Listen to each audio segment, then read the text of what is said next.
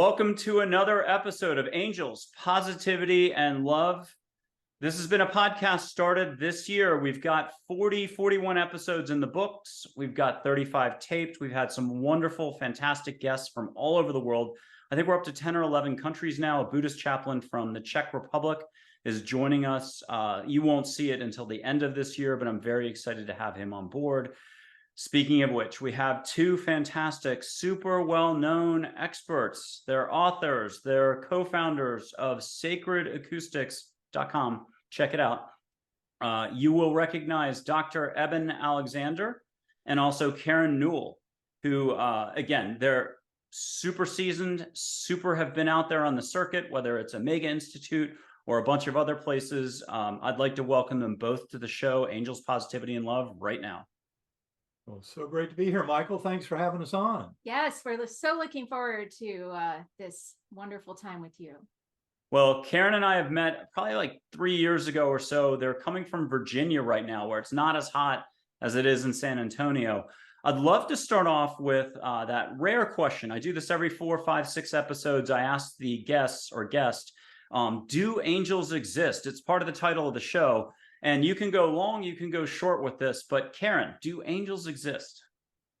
Well, I think they do. I haven't seen them in the way some people do, but I know that when I'm in some kind of challenge or difficulty, I can call on support, and that support is there, whether through some kind of non-physical means or even through the body of what seems to be a human might show up, and you just know that they're an angel. So absolutely.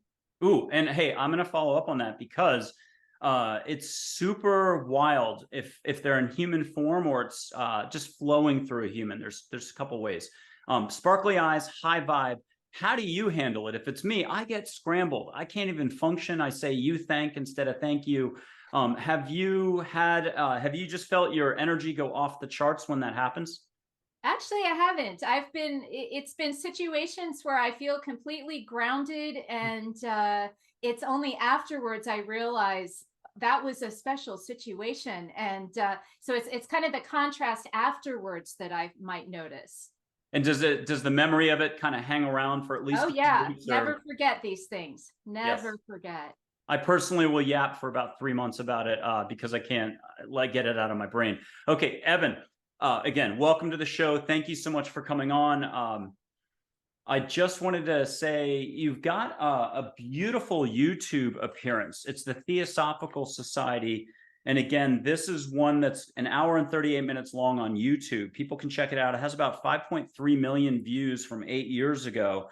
But you really got into detail as to what happened with your, E. coli meningitis, how you, everything shut down in the cortex, and you had an out-of-body near-death experience. You had incredible interactions. And so in that, you've already talked about angels. So this is going to be redundant a little. Let us have it. Talk about angels for a little bit. Well, absolutely. In fact, my whole journey really centered on a guardian angel, a spiritual guide that appeared to me as a beautiful woman on a butterfly wing. And we were together on this butterfly wing. So we were journeying through this incredible Gateway Valley that I describe in detail in the book, Proof of Heaven. And not only that apparition is the reality for me about angels, because she was extremely important in that journey. And in fact, people who've read the book or heard me speak will realize that 4 months after my coma, it was the identification of who she was in the physical plane that was a mystery to me, after my coma. That's what helped to cinch the deal for me about the reality of the experience. And since then, I've been meditating using Sacred Acoustics, a binaural beat brainwave entrainment, about every day or so for the last 10 years, and have established quite a communication with her over that time. Now, that's not to say that I haven't also come to realize there are other angels in my life that I've identified through meditative techniques that all hinged in the NDE originally. But the good news is that all of us, we don't need an NDE for this kind of thing. By going within consciousness and beginning to explore, we can cultivate those relationships and start to realize the deep truth of these spiritual beings that are there for our benefit. You should You should describe the angelic choirs in the gateway. Oh my gosh. I mean, that is some of the most beautiful kind of heart-thumping memories of the journey, as Karen is pointing out. Um, in this Gateway Valley, which was much more real than this world, on the butterfly wing with many Earth-like features, there are also rich spiritual features that kind of enlivened it all. And that especially includes, as Karen mentions, these swooping orbs of kind of pure spiritual beings that were leaving sparkling golden trails against this blue-black velvety sky. And those I called them angelic choirs when I came back to this world and was writing it all up. And they were emanating chants and anthems, hymns that would just thunder through my awareness, just absolute kind of majesty and awe, and yet a deep sense of being in spiritual home. You know, to describe these with our earthly words, to some people it sounds a little foreign, but the beauty of it is this kind of journey, a near-death experience, or a cultivated meditative or prayerful experience to get to know angels, can be an absolute life changer. And for me, in the midst of my NDE, those angelic choirs were amazingly powerful at basically transforming the whole experience, because they served as yet another musical portal to higher and higher levels.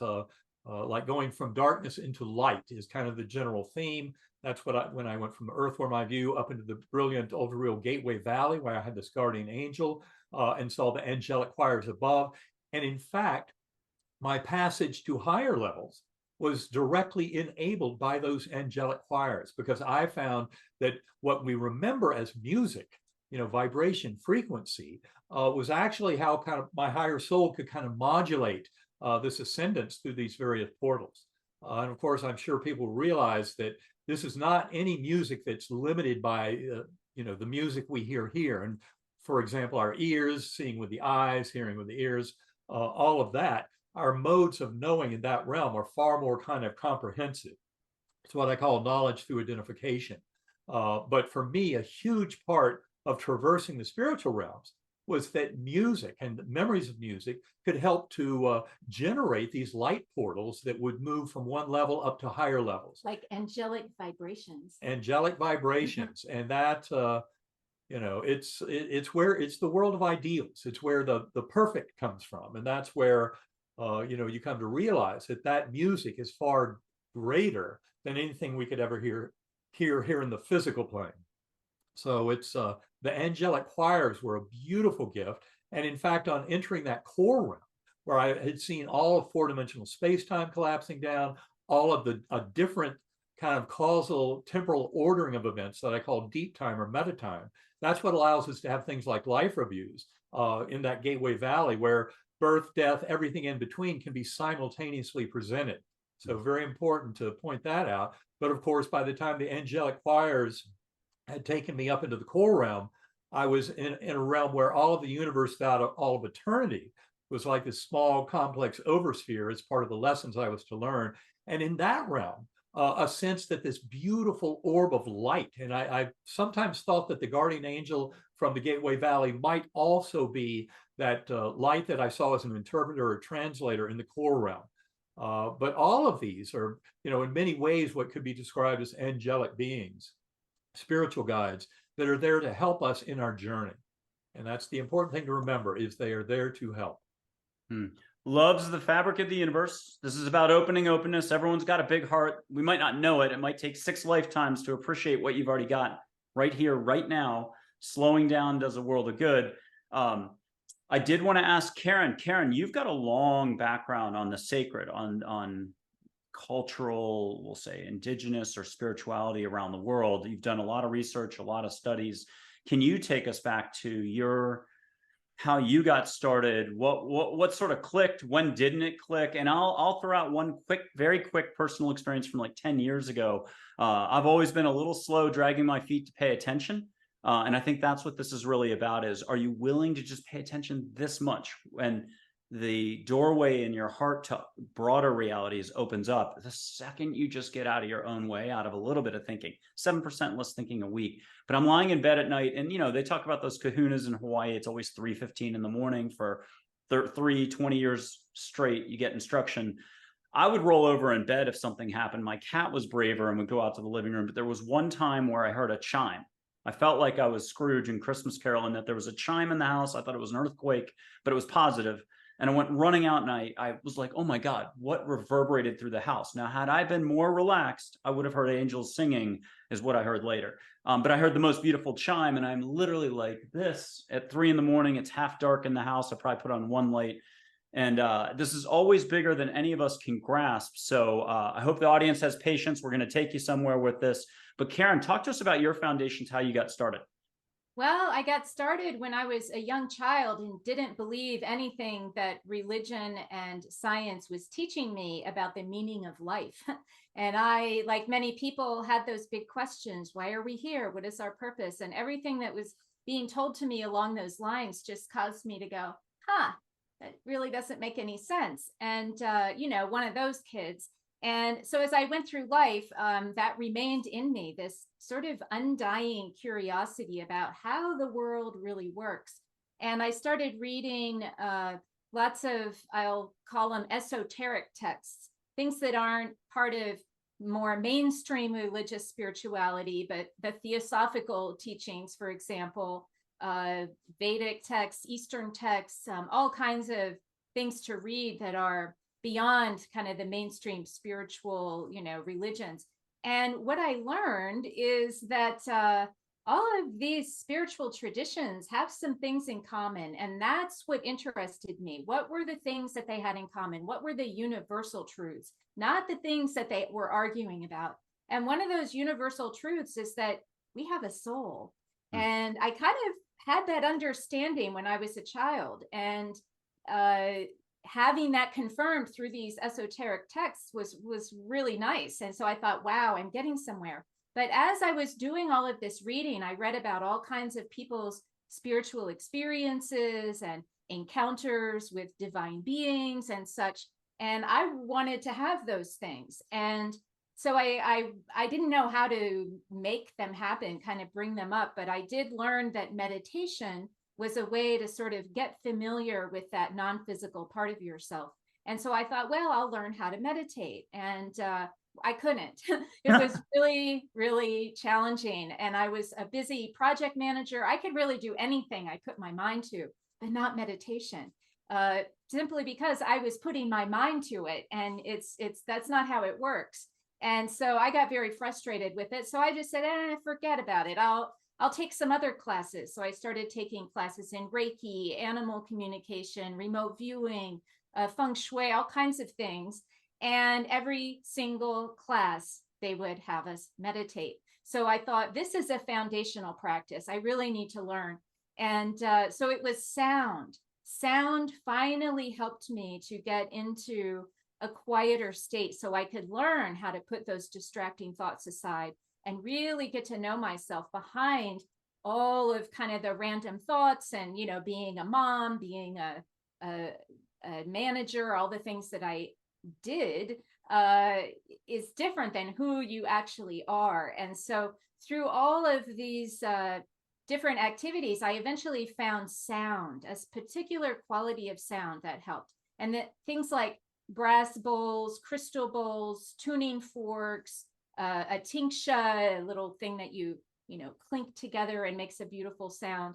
And it was eventually binaural beats. These are created digitally. They're not natural, but as it happens, crystal bowls, brass bowls, gongs, and such, they're emitting natural binaural beats, a little bit different. So it's no wonder that they can kind of capture the mind and really relax those racing thoughts. And so it was with that foundation of listening to binaural beat recordings that eventually led me, thanks to Eben, to co-found with Kevin Cossey.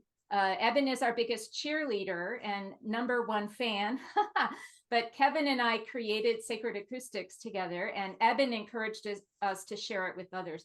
But it's with those types of recordings that I was able to generate spiritual experiences. I was able to make connection with spirit guides. I was able to really find out more of who I truly am. And I realized all of us have this. It's our birthright to know ourselves.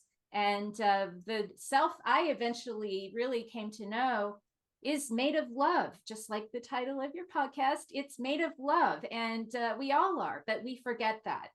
And it took me a while to kind of, using the tones, release some of my emotional traumas that I didn't even realize I had. Once I got through that, I was able to really make connection to something wonderful, all through using this sound, but mostly my curiosity. That's what drove me through all of this, to find out more about our reality. And thank goodness I finally encounter Eben Alexander, who I'll tell you this story. When we first met, he just told us some really beautiful things about his near-death experience. And when I met him, his book hadn't come out yet. He didn't have an agent, but I wanted to know, what did you learn? What was that big lesson? Most people learn these very profound, usually quite personal lessons. And he says to me, what did you learn? He says, the brain doesn't create consciousness. And I said, why would anyone think that? And so I didn't realize this was a materialist kind of foundation of all materialism, that consciousness arises from the brain. Well, I knew since I was a child that the soul comes before the physical body and survives at the death of the physical body. So I was so confused, but most materialist scientists completely reject that idea. And Eben had just been through this amazing transformation. So to him, that was the most important thing. Of course, he learned lessons of love and beautiful connection, but this idea that we can shift the scientific paradigm to one that acknowledges this non-physical realm, that we think will bring great value to people, especially when they can find out for themselves and cultivate their own connections. It's not just about reading books and hearing about it. Have your own experience. And Michael, I know you help people have their own experiences all the time, and that's what it's all about. Many ways to find out this information. Well, Chogyam Trungpa, a long time ago when he was alive, talked about spiritual materialism. I know Eben in that Theosophical Society speech that he gave talked about scientific materialism. There's just a resistance or reliance on thinking, structure. It's got to be completely proven. If it isn't a certain way, it doesn't count. And so consciousness itself is a very interesting topic. And again, I keep going back to Eben when he talks in shows. I did want to have you both have a shot at giving Kevin a shout out. Kevin deserves a huge shout out right now for the audience. Can you tell us just a touch more? He's a musician, helps develop the binaural, I mispronounce everything, binaural beat technology and so on. Can we just give a little shout out to Kevin? He'll be forced to watch this later. Yeah, Kevin Causey, I'll tell you, when I first met him, we were at a workshop exploring sound. He had his own near-death experience, not nearly as complex and involved as Eben's, but he wanted to also kind of understand more about that. He was also an expert out-of-body traveler. And one of the first things that happened when I met him is we were listening to the sound, our group, and we got back together in a room to kind of share our experiences. And he says, yeah, I went into Karen's room, and we were all shocked. Like, what are you doing? And he tells this story of coming into my room and then seeing all these postcards up on the wall, and that he used his etheric body to jump through all of these postcards. And this got my attention because I had brought with me a box of postcards that I had just gotten in the mail, hadn't opened them yet, but they were artwork from that were based on crop circles and things like that. They were all very cool little images. And I said, well, let me show you these. Would you like to see them? And when he saw them, I said, did they look anything like this? He goes, yeah, that was them. And so that kind of began my curiosity was quite piqued. And he told me he wanted to make his own binaural beats. And I thought he was nuts, but he's actually a mechanical and electrical engineer, like to take things apart, put them back together. And I had amassed a huge library of these sounds for my own personal use. That's what he wanted to get his hands on. So we began this partnership where we would analyze the, how these recordings were made. And sure enough, he figured out how to put them back together again. And then at some point after we met Eben, and he was the first human besides the two of us who had heard these sounds, he began doing, we used to get on, he would make a recording, we would, text each other, okay, going in, and we would listen, and then afterwards talk on the phone about what happened. and had many wonderful shared experience between Kevin and myself. And after we met Eben, he joined us, and we had many three-way journeys from 3 different physical locations. But we would meet up with our awareness, and sometimes we would have some shared experiences that were quite remarkable. And this is something everyone can learn how to do. But that a ton of credit. Shout out to Kevin. Thank you for asking. Did you want to add? Yeah, I would simply add, for me, I'd spent the first 2 years after my coma. I came out of coma in November 2008. Spent 2 years, read about 150 books, on deep spiritual topics, East and West, on quantum physics, mind-brain relationship, diving very deep, much more than I'd done before in terms of just neuroscience, to try and really get to how in the world did this thing happen. The medical facts of my case made it crystal clear I could not have had a dream or hallucination. That's reported not just in Proof of Heaven, but in a medical case report on my medical records that came out in the Journal of Nervous and Mental Disease in September 2018, where the 3 doctors who wrote it were fascinated by my recovery. And so anyway, I was trying to come to a deeper understanding of it all, but I came to realize you don't get there just by reading books and going to lectures and talking to people. You have to have your own personal experience. Or asking other doctors. Or asking other doctors. Certainly, that had not necessarily led me very far to date, as of 2 years post-coma. But that's where I realized, go deep, meditate. And I read an article on binaural beat brainwave entrainment. I reviewed a scientific article from Scientific American about binaural beat brainwave entrainment from the early 1970s. And I was convinced that this was a powerful technique because these sounds were actually intersecting in the lower brainstem. And to me, that was very important because I realized that every chant, anthem, hymn, everything you'd ever heard that might have influenced, a deep kind of spiritual journey, they were all addressing circuits way up in the neocortex, of acoustic cortex with the temporal lobes, basically circuits that are 2 or 3 million years old. Very different for differential frequency brainwave entrainment. That is using slight different frequencies to the 2 ears, and that is addressing a circuit way down in the lower brainstem that arose more than 300 million years ago. And I think that's one of the reasons why this kind of sound can have such incredible power on influencing consciousness. And for me, I found that they were a very ready way to kind of put my ego mind, the linguistic, voice in my head, into timeout and allow a much richer aspect of self to manifest, what I would call higher soul, that neutral observer, the part that's connected to primordial mind. And so I had some experience then going to the Monroe Institute. Robert Monroe had pioneered a lot of this stuff, and that's where I met Karen Newell in November 2011. And Kevin, you met Kevin at the very same time. We're all taking that same course, and I kind of admired these two. They seemed a little bit kind of energized by this whole journey. And to me, once, as Karen said, once I listened to the tones they had been making, I realized, oh my gosh, they were much more powerful than the other binaural beats that I was used to, for example, there at Monroe Institute. And once I heard that, I just said, you guys have really got to put this out for the public. This is powerful stuff. It will help so many people come into a deeper relationship with the universe at large, with their higher soul, with, guardian angels, what have you. So to me, and now I've spent the last 11 plus years listening to Sacred Acoustics an hour or 2 a day. And I use them not just to recover memories from my NDE, but I've used them, as I said earlier, to really develop relationships with the beautiful angelic guides that I encountered during that journey. And not only that, but I've kind of expanded that repertoire as we report in our 3rd book, Living in a Mindful Universe, that Karen and I wrote together. I tell the whole story of how I encountered my father's soul, my adoptive father, the neurosurgeon, who was very important in my life. And yet, shockingly enough, he was not present in my near-death experience. If I had scripted it, he would have been there front and center. And instead of him, I had this guardian angel that was this woman that I didn't recognize from life.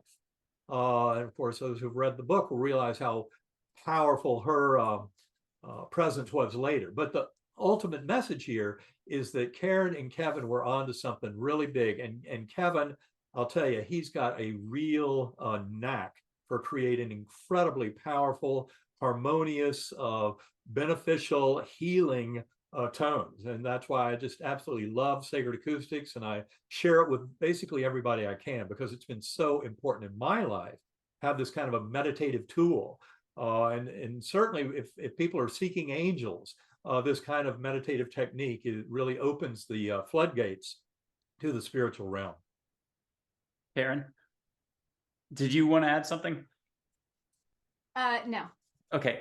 Hey, so I wanted to mention Monroe Institute. I have like 5 things to mention. Actually, I'll do Joseph Campbell first with The Power of Myth, and when he sat down with Bill Moyers. There's some beautiful, I mean, all of it's beautiful, but some of the stuff that you've mentioned already in the show is something that pops up here when like Joseph Campbell's talking about the power of, and I won't be able to do it exactly right, but that there's I don't know which episode that is. I think they're all in 2 to 3 minute tranches, and there's like 40 or 50 of those, but that is a very good resource to go to. Speaking of resources, if a person just wants to get a minute, 15 minutes, an hour snippet of a binaural beat, do they go to sacredacoustics.com? Can they go to Apple and just download it to their, listening device? The best way to try Sacred Acoustics is go to sacredacoustics.com. You could also, if you have an iPhone, you can download the Sacred Acoustics app from the App Store, and there's a free download. On the website, you enter your email address, we send you a link. In the app, you can just download it right there. It's a 20-minute file of Om frequencies, just like you mentioned. And this was the first recording we created. Eben, we were kind of driven to duplicate the sounds that he heard during his journey. And of course, now we realize that's folly. It's very challenging to duplicate heavenly sounds here on Earth. But we came as close as we could. And so, Eben described the Om that he heard in the core as what the resonance of all infinity and eternity. And so that's what we attempted to duplicate with our Om frequencies. But many people listen to that, and there's all different reactions. Everyone will respond differently. Some who might have a little baggage with this word Om or something might think it sounds spooky, but many, many people will hear that sound and they'll say, oh my gosh, I feel like I'm home. So when you mentioned that chime earlier, lots of folks will hear sort of this hum that seems to come from the universe. And this sound kind of reminds them of that. But also on sacredacoustics.com, look for the Whole Mind Bundle, because that is a greatly reduced with a free option for anyone who feels they're in financial difficulties. Just select the free option and you'll be able to try out 9 different recordings in the delta, theta, and alpha range. Delta associated with sleep, theta with creativity and meditation, alpha with kind of focus, concentration, and dream sleep. And so this gives you an opportunity to try these recordings firsthand. That's the most important thing, not just sitting listening to us talking about them, but these recordings, just to tell your listeners, were used in a pilot study in Manhattan by a psychiatrist, Dr. Anna Usum.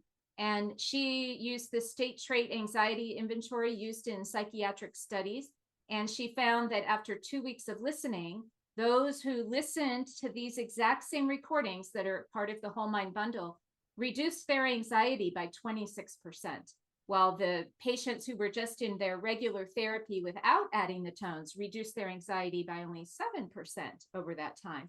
So she really found a wonderful synergy between kind of addressing your issues, the traditional way, and adding these sounds. People talked about, she had a medical student who was one of her patients, and this student said, oh my gosh, I can sleep better, I can study better, I'm doing better on my exams. Another guy who had been in a toxic relationship for years started listening to these tones, and after a while, after a few weeks, he ended his toxic relationship. He found that somehow his own energy had shifted so that he could no longer be in that relationship he had been stuck in for so many years. So lots and lots of potential. The best way is to listen for yourself, and also with headphones, because that's how you'll get the most effect from the binaural beats, because they consist of one signal sent to one ear, a slightly different signal to the other. making this kind of wah, wah, wah, wah, wah sound. And that's the sound that will help you to get more relaxed, quiet the mind, and get behind those thoughts.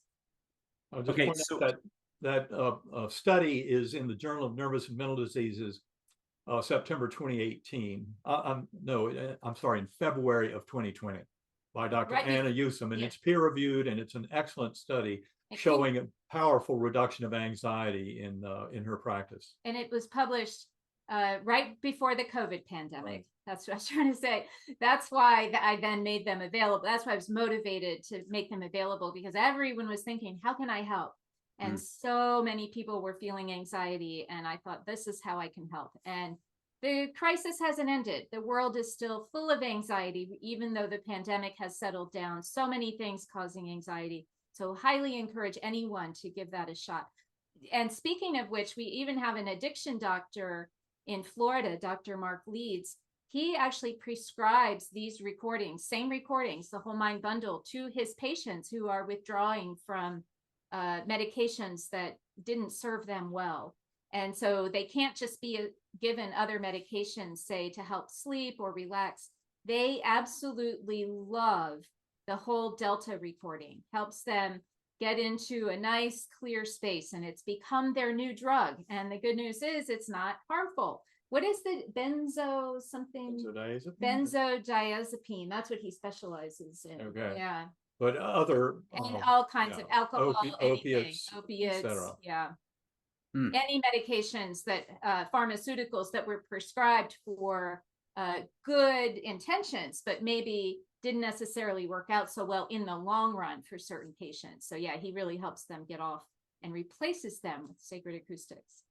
Okay, so we've got the sound, and it's coming in two different ways, slightly two different ways to the ears. We've got the headphones.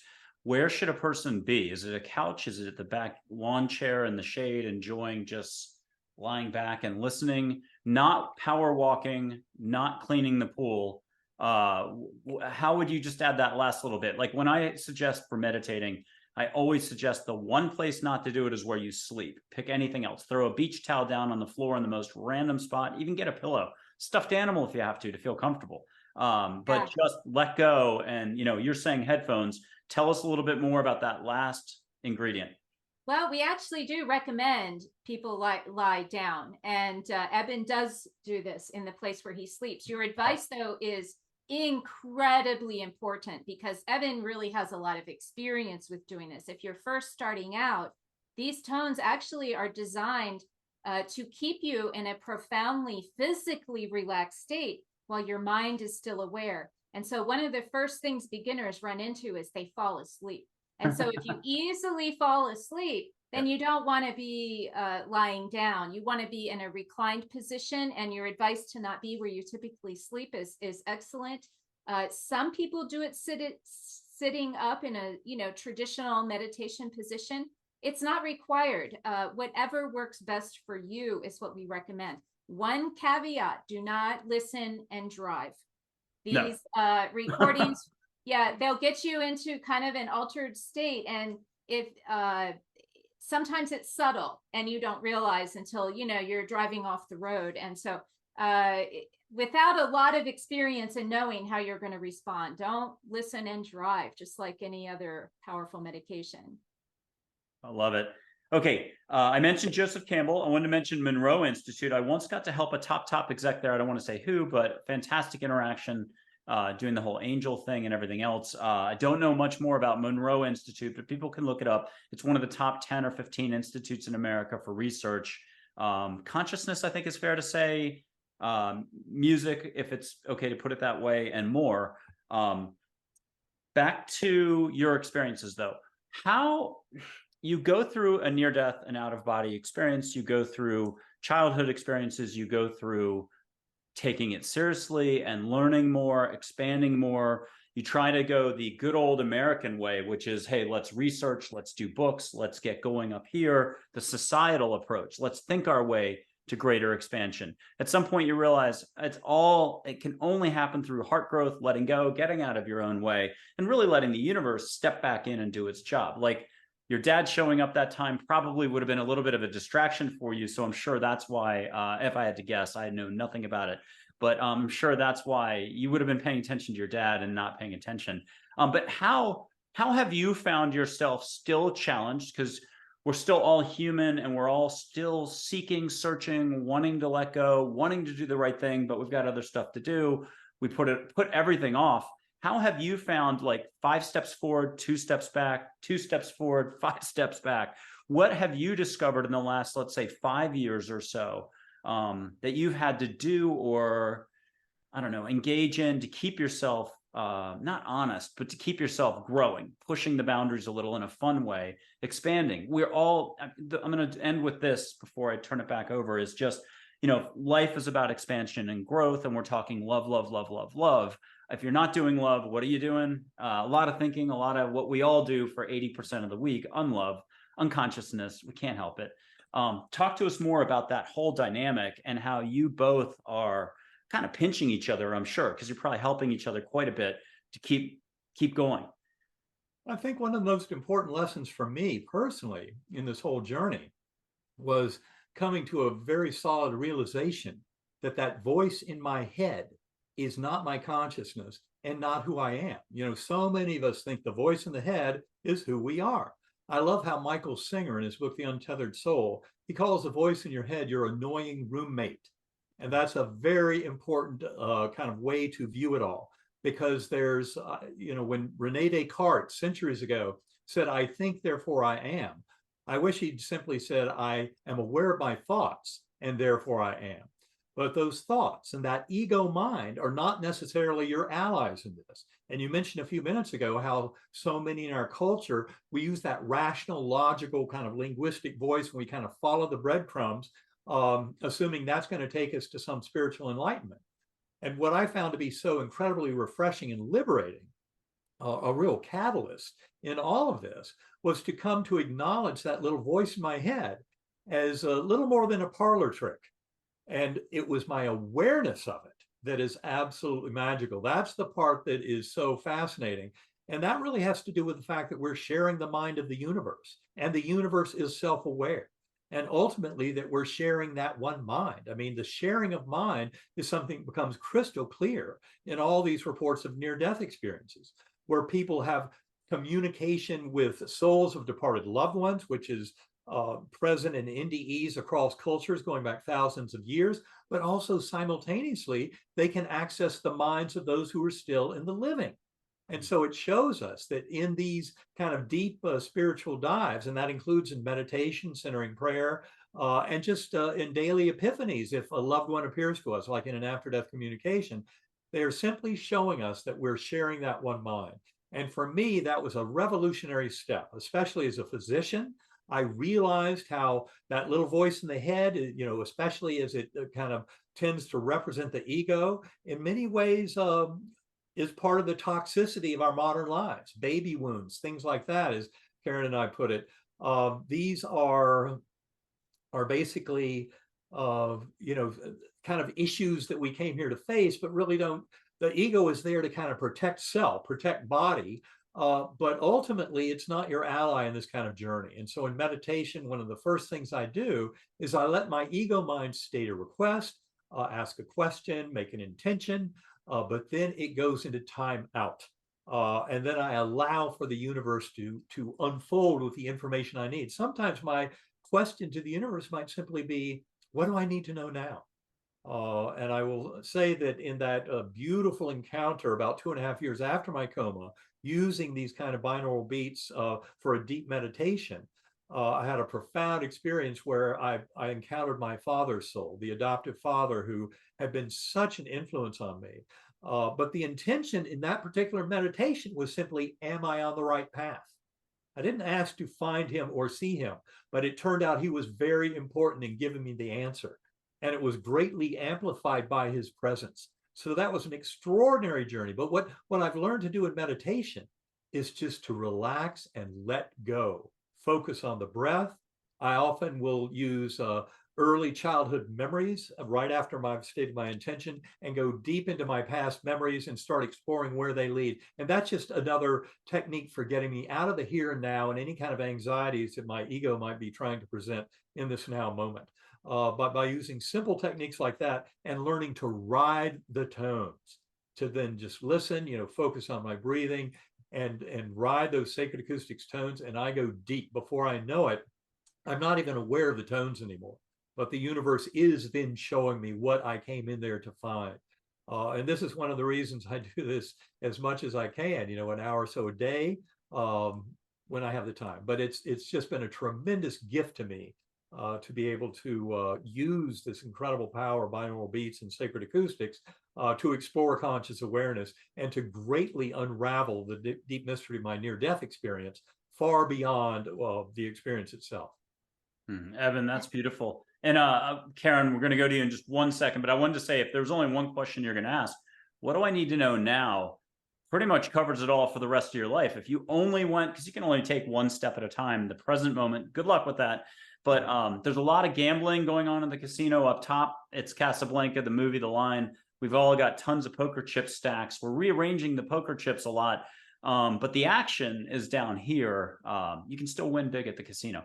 Okay, Karen, tell us a little bit about, consciousness, letting go, what Eben just talked about, but your response. Yeah, so something I've learned how to do that's really practical, lots and lots of time spent in meditation. And then, so you're in this beautiful kind of peaceful space. Maybe you're encountering this, that, and the other, but how is it changing your life? How your life unfolds on a daily basis? Well, for me, I've learned that meditative state has given me this ability to sort of have a dual awareness of what's going on. And it's exactly the process of observing your thoughts. So, my thoughts used to just interrupt constantly. And what I realized was the part of me that noticed, hey, thoughts, what the heck are you doing? That's the part I wanted to get more kind of attention on. And so over time, I developed this kind of dual awareness, the observer that watches the thoughts. So part of me is having the thoughts,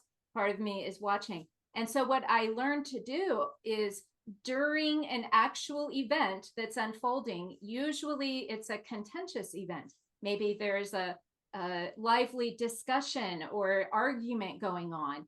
And that part of me, the observer, that other part of me will kick in and it'll start saying, hey, whoa, here's the bigger picture here. This other person, I get it all at once. This other person is coming at you for this. And I learned right in that moment, what can I say to de-escalate the situation? And I have to say, it has come in so handy, because in the past, I might have in that same argument just kept arguing, and then only later looked back and kind of reviewed. I do that too. I call it the daily review, instead of waiting till the end of your life when the life review naturally occurs and you realize, oh my gosh, I never should have said that to that person. I try to do that now, kind of have a daily review when these kind of events take place. But it's evolved into, I don't even have to do a daily review because it's happening in the moment. And so that's the value that a years long practice of meditation has given me, this ability to, in the moment, interrupt my reactive behavior and sort of guide myself into potentially more gracious responses to what's going on. And it's really helped considerably, especially my daily reviews have gotten rather unremarkable, because most of the time, but not all, I still have my challenges. I still get my negative self-talk going. Eben can attest to that. My rule is I have to say it out loud, and that allows me to release it. Otherwise, it just keeps repeating in my head. The caveat there is you need to say it out loud to someone who's not going to take it personally. And that is challenging to find, but Eben and I have worked that out. We can vent to each other and we never take it personally, because there's none of that between us. We know it's just our stuff wanting to escape that, entrapment of ongoing thoughts in the brain. And so that's kind of how I've used my foundation of meditation to bring that conscious awareness to my daily kind of activities. Grow your awareness, not your thinking. Okay, I do have to mention one quick thing. This is, 10 or 11 years ago, I was a deer in 100 million headlights. Today, 99.9 million headlights, still learning. But I had been teaching the concept of ask your ego if it wants a hug, but first give it a name. 10-syllable name. It's got to be an opera singer, a Formula One race car driver, Fittipaldi, Higglesworth is what I chose. And I remember feeling a lot of thinking. And, you're not your thoughts, you are your thoughts. It's that non-duality thing. Depends which way you're talking about it, because you are your thoughts if they're all positive and you want to flow in a certain direction, that whole thing, manifesting and all the rest.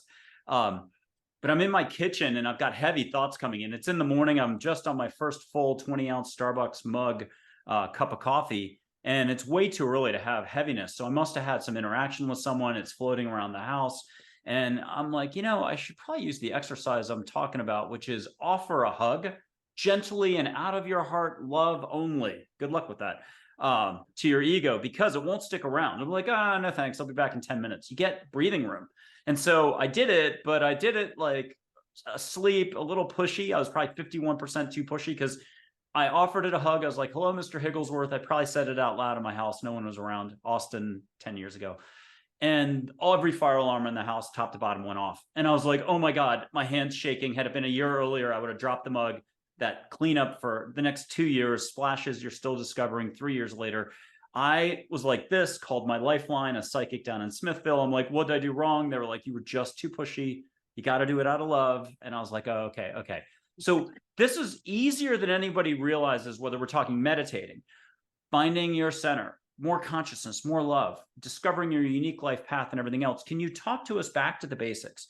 The difference between awareness and thinking are this, I'll get it right, consciousness, unconditional love, connection to all there is, you're already there.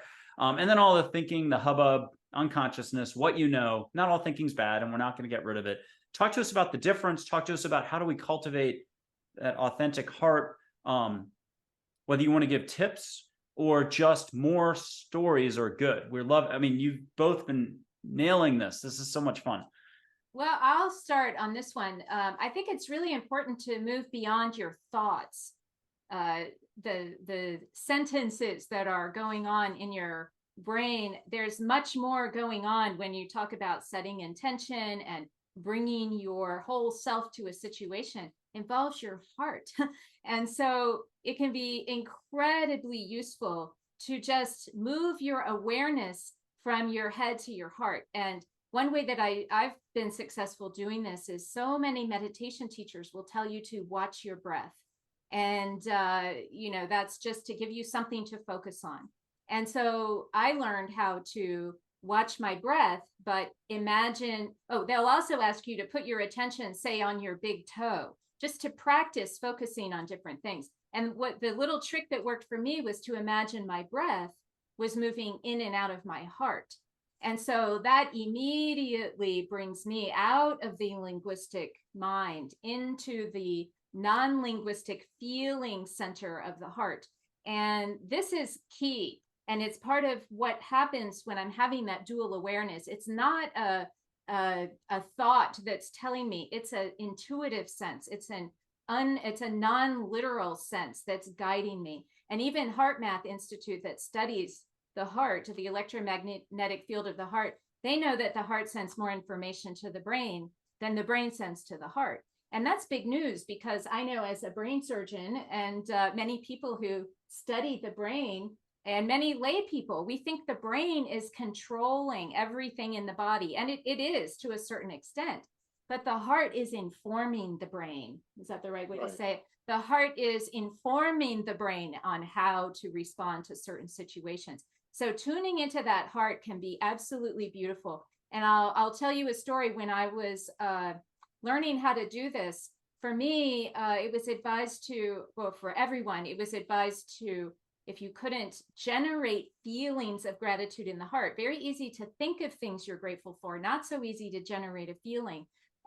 Then if you couldn't do that automatically, the advice was to recall a moment from your past where you felt incredible joy. For me, that was puppies. And that worked for me. So as I was eventually finding this way to recall all the puppies I'd ever known in my whole life, that's what sparked that feeling. And so I'm practicing this, and I'm driving home from work one day in Baltimore City.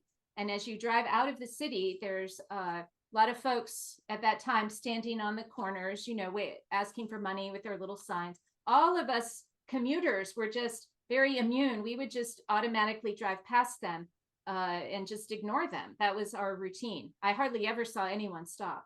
And one day it was a different person. He was blonde, he had curly hair, he was younger than most. He reminded me of someone that I knew, and I could call him an angel because I never saw him again. But he gave me the most beautiful gift because I was prompted to stop to give him money. And the light turned red right at that moment. I'm the first one in line. There he is. And I look in my wallet. I have many denominations of ones, fives, tens. I had a 20. I thought, let me give this man a 20.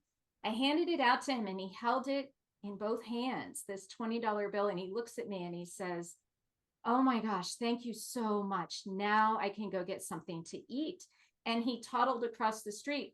And I heard his words, but I felt his gratitude in a way I never would have felt if I hadn't been practicing how to generate those feelings. So I like to say it was like that movie or the Dr. Seuss book, The Grinch That Stole Christmas, that at least in my generation, we all read that. I guess there's movies now and everything about that. But we all know that the Grinch, the mean Grinch, stole all the toys and presents from Whoville. And the day he chose to return them, he said his heart grew 3 sizes that day. That's exactly what happened when I handed that man some money.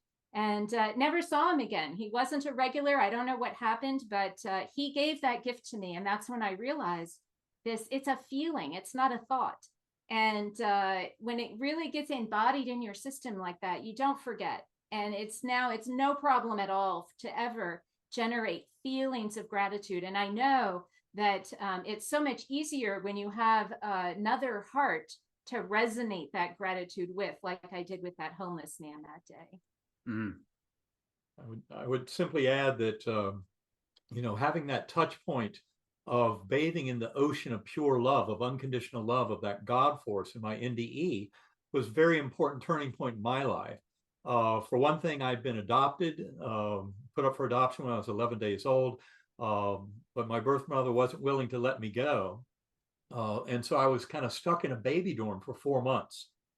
And that's not really a great way to start life. And although I was adopted into the most loving family, I have absolutely no complaints. Wonderful family adopted me. But because of that abandonment wound of spending that time in the baby dorm, there was always this kind of subconscious doubt as to whether or not I was worthy of love.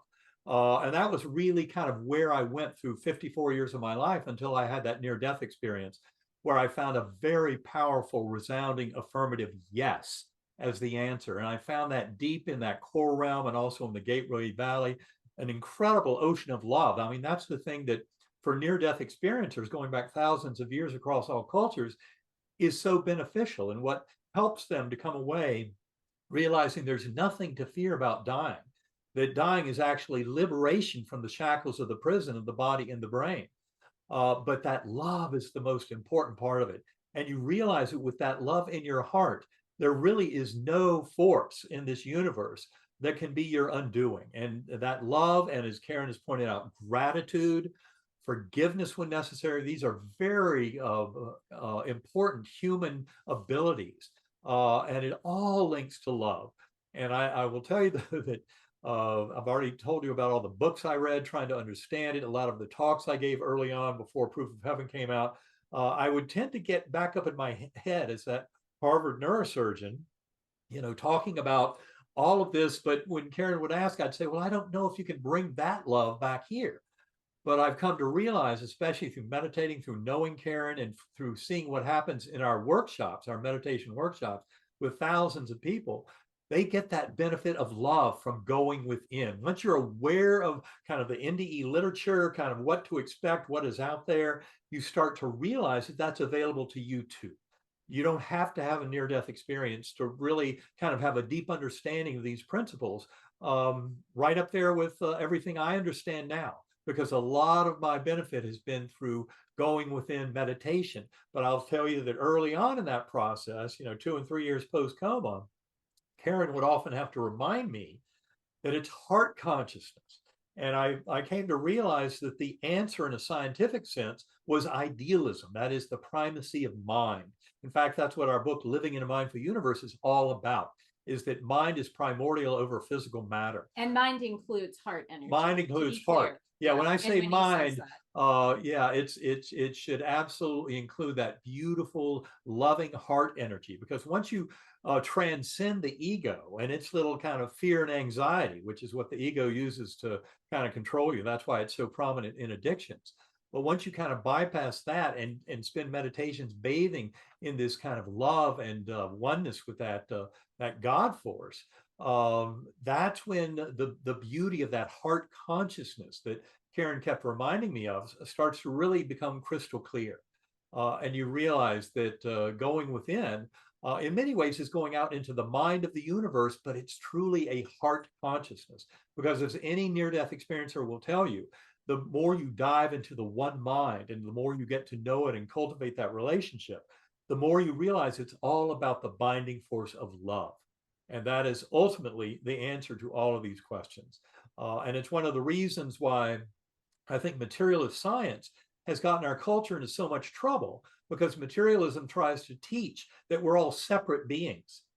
And it's not the new quantum-informed science of consciousness, which is what we cover in our book, Living in a Mindful Universe, that's out there in many other ways. And it's just a beautiful gift to come into that kind of knowing and not be slave to the ego any longer. And as you realize that binding force of love is what ultimately matters, as NDEers will tell you across the board, that is the gift in this life. And you start to realize the power you have as a higher soul, as an interconnected soul with that spirit, that God force of the universe, to come into the highest and best of dreams and visions that you have.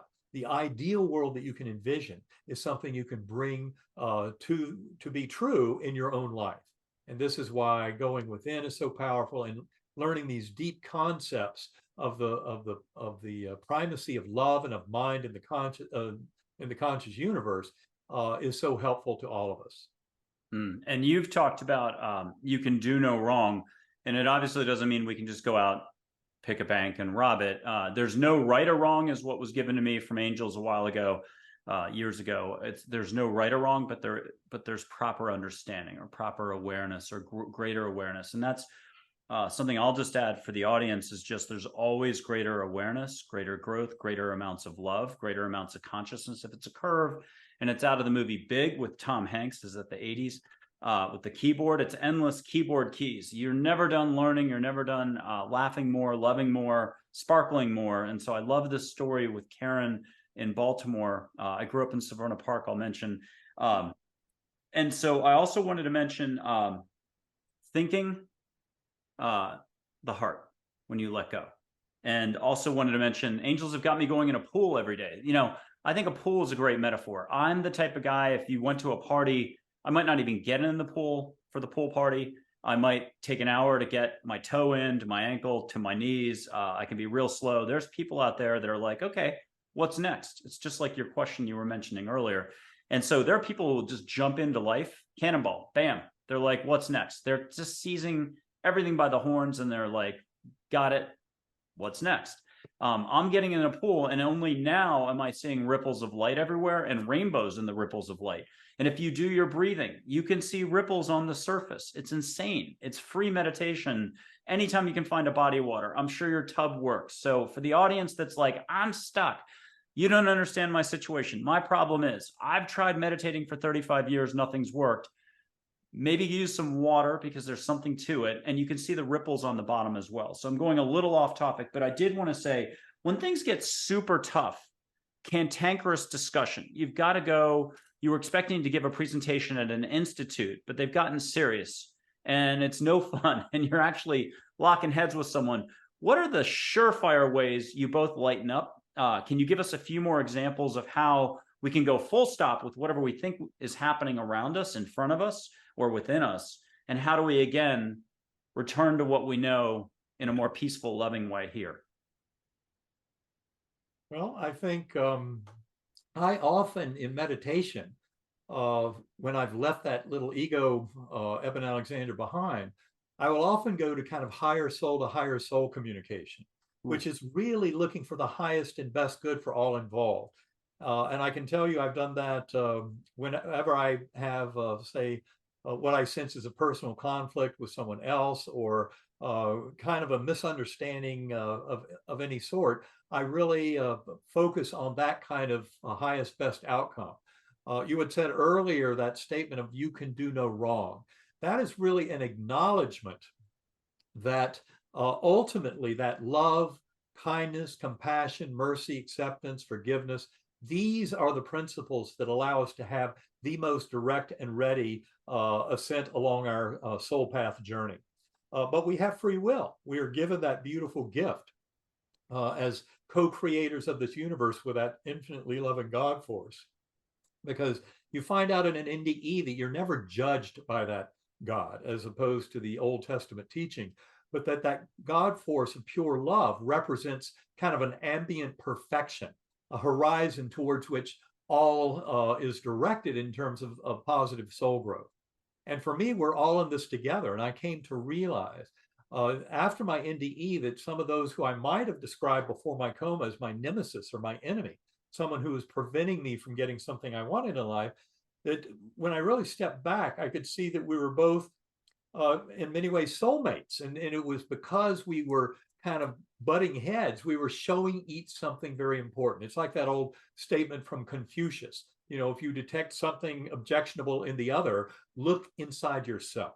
Because ultimately, we're all sharing the dream of the one mind. And it's this dynamic of our interactions that enables that one mind to grow and transform. And ultimately, the guiding principles involved in that process are of love and alignment with the deeper truth. And that truth is always one of love and benevolence and highest and best outcome. So for me, that's been a beautiful kind of set of lessons to understanding this oneness of mind and how, in a practical sense, we can use it to help us to overcome what seem to be hurdles and challenges in relationships with other people and really turn that more into a harmonious pathway forward. I have an example that I thought of as you were talking, and it's really important to remember that other people are on their own soul journey, and this example speaks right to that. We were traveling to an event up in New York, and we were at LaGuardia Airport, completely a huge mess. You can never find any driver or anything. And it was during construction. It's always perpetual construction. Anyway, Uber drivers, limo drivers everywhere. And we're trying to connect with our driver. And it took a really long time. And we were late, and it was New York. We were going to be later. And we were both so frustrated, so upset. And when we finally got in the car, oh boy, we just wanted to give that driver a piece of our mind. And we kind of started to do that. I forget which one of us did that. And boy, he gave it right back to us. And I was shocked. I was like, wait, we're the customers. And somehow I couldn't tell you the exact play-by-play of what was stated, but it became obvious this man had just lost his uncle. And he was so distraught and he had to work, and it had just happened like the day before or something. It was very raw. And boy, as soon as we heard that, we completely shifted. And we had this absolutely beautiful conversation with this driver about the whole situation. And we ended up just, hugs at the end. It was pretty extreme how that shifted. And so what that taught me in that moment was, this driver had a reason for being late, whatever it was. He had all good intentions in being there. For us to take it out on him wasn't fair. And he had his own problems, and that brought him to have he had a snap reaction himself, I believe. And then we found out about the uncle. But everyone's on their own journey. We cannot assume when someone is being in a reactive state that somehow we need to put them in their place. What we need to do is bring compassion to the situation and bring an understanding that this person must be responding this way because they're in need.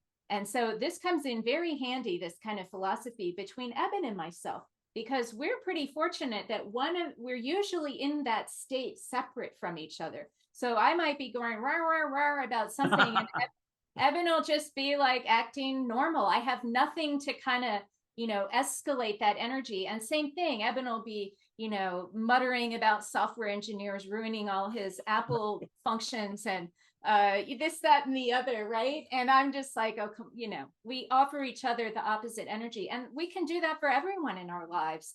It really helps to bring perspective to a situation. And if someone is really reacting that way, we tend to take that personally. And what we need to do is flip it and say, no, this person has a problem. Maybe I can help, right? So that's where this kind of practice of seeing the big picture, we're all in this together. Every challenge is an opportunity. It can really start to make a difference in how you interact with people.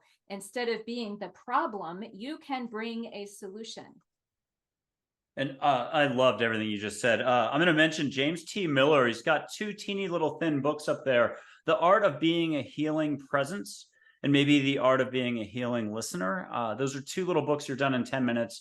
The first book was 2 pages each chapter with some quotes from very famous, philosophers over time and so on. The second book, it's only 1 page. And he's all about, I think, helping others in more of a psychologist sort of way. But it's the idea that your presence can help diffuse anything. It's love, it's consciousness, it's the universe coming in, flowing through you. And so it's that concept of Buddha with the lighting 100 other candles with your wick without losing any of your candle. I wanted to mention Byron Katie talks about this too when she takes the mechanic crowbar in the auto shop and she'll work on any thought. You and I both, we all 3 of us know Jane, fictional, but she's on her 7th marriage and she's getting a divorce from John. John's a jerk. We all agree John's a jerk. Absolutely. But get her to Byron Katie and she'll get the crowbar out and, you'll end up asking yourself, is John really a jerk? And it's not, the thinking is just incredible. We all do the same parallel amounts of thinking, but she gets you to change how you look at reality. So you shift in consciousness, you allow the growth, the opportunity to go from my problem is, my situation is, to what Einstein said, the consciousness that spots a problem isn't the same consciousness that lets you get past it and grow to the next level, endless levels. And I wanted to mention one more. Eckhart Tolle talks about the same thing, the presence and everything else. So clearly you're practicing that. And I do need to mention a totally little thing. This is family related here. My stepfather went to see you both and his wife at Omega Institute. I'm going to have to guess this is 7 years ago or so, maybe 8 years ago, in Rhinebeck, New York. I was there last year for my first time. Oh my God, I love that land. But so they loved you both very much. I'm going to just do a shout out that way if they ever watch the show. So thank you for doing the books. Can you give us some practical? Proof of Heaven was the first book, but you have, I'm gonna mess this up, 4 or 5 now, and you co-authored that one together with the universe in the title. I'm not going to get the title right this second. Living in a Mindful Universe. Can you just go over the sequence of books? Anything we need to know? Absolutely, you say start here, or would you tell people to now start Living in a Mindful Universe first and then go back and do Proof of Heaven? Depends on the reader. Ooh, yes. Tell well, us why or how.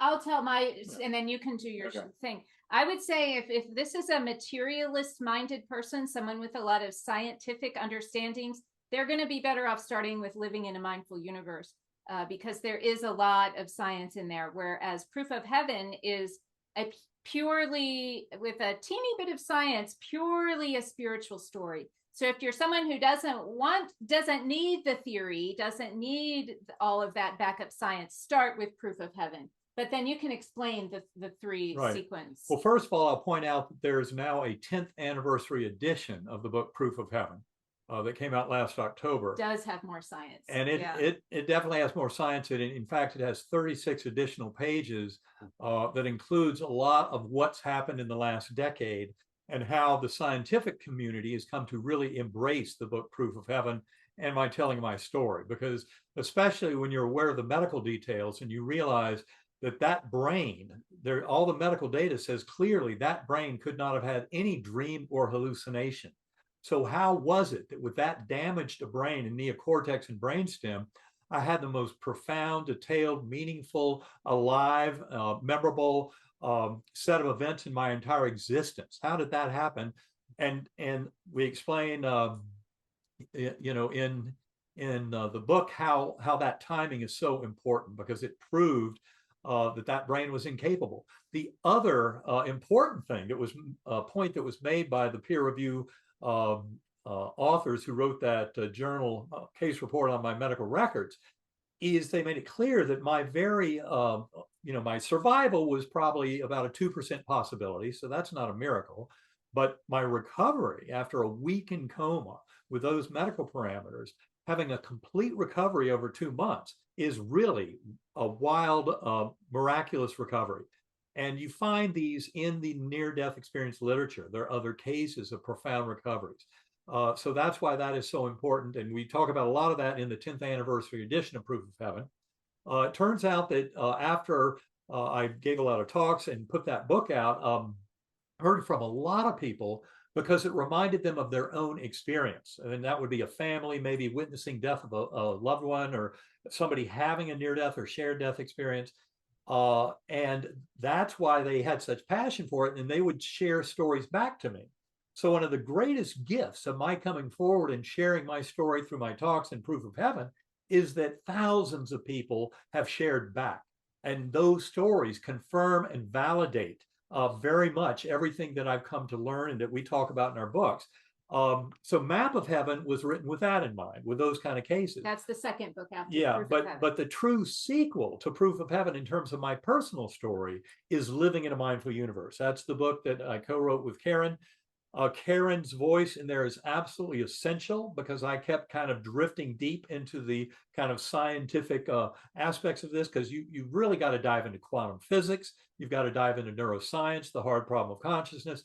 You've got to dive into philosophy of mind and the binding problem. You've got to dive deep into parapsychology. Some people have got to. All the evidence of non-local. I'm not sure Michael has dove into all of that. All the evidence, nor have I. All the evidence of non-local consciousness. I mean, all these pieces of science are relevant to this bigger question. And that's why that book is for the scientific minded, because right. all of it is in there, but it's not too challenging for lay people right. either. It was written, you know, so the you know, intelligent layperson will definitely get it. Now, I'm not saying it's not, it's a tougher read than Proof of Heaven. It's a longer book. We've got a lot of references and resources in there. It's been endorsed by some of the leading scientists of consciousness studies around the world. So that, of course, is very important, the endorsements for it. And you can see much more about all those endorsements at ebenalexander.com when you go to Living in a Mindful Universe as a page on that website.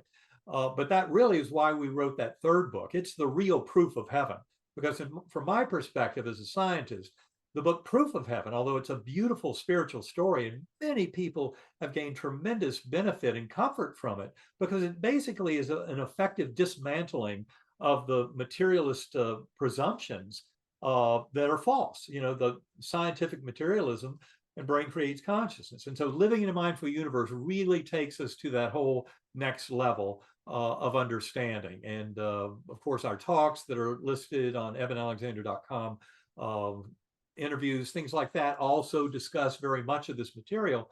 But the whole thing is really working towards explaining that there is a revolution going on in science. It's a revolution that's been building for more than 5,000 years. And ultimately, the science behind these kind of studies proves the reality of this one mind that we're all sharing, that mental layer of the universe, and that the physical universe in many ways is derivative from that mental. And that's where our free will is so important.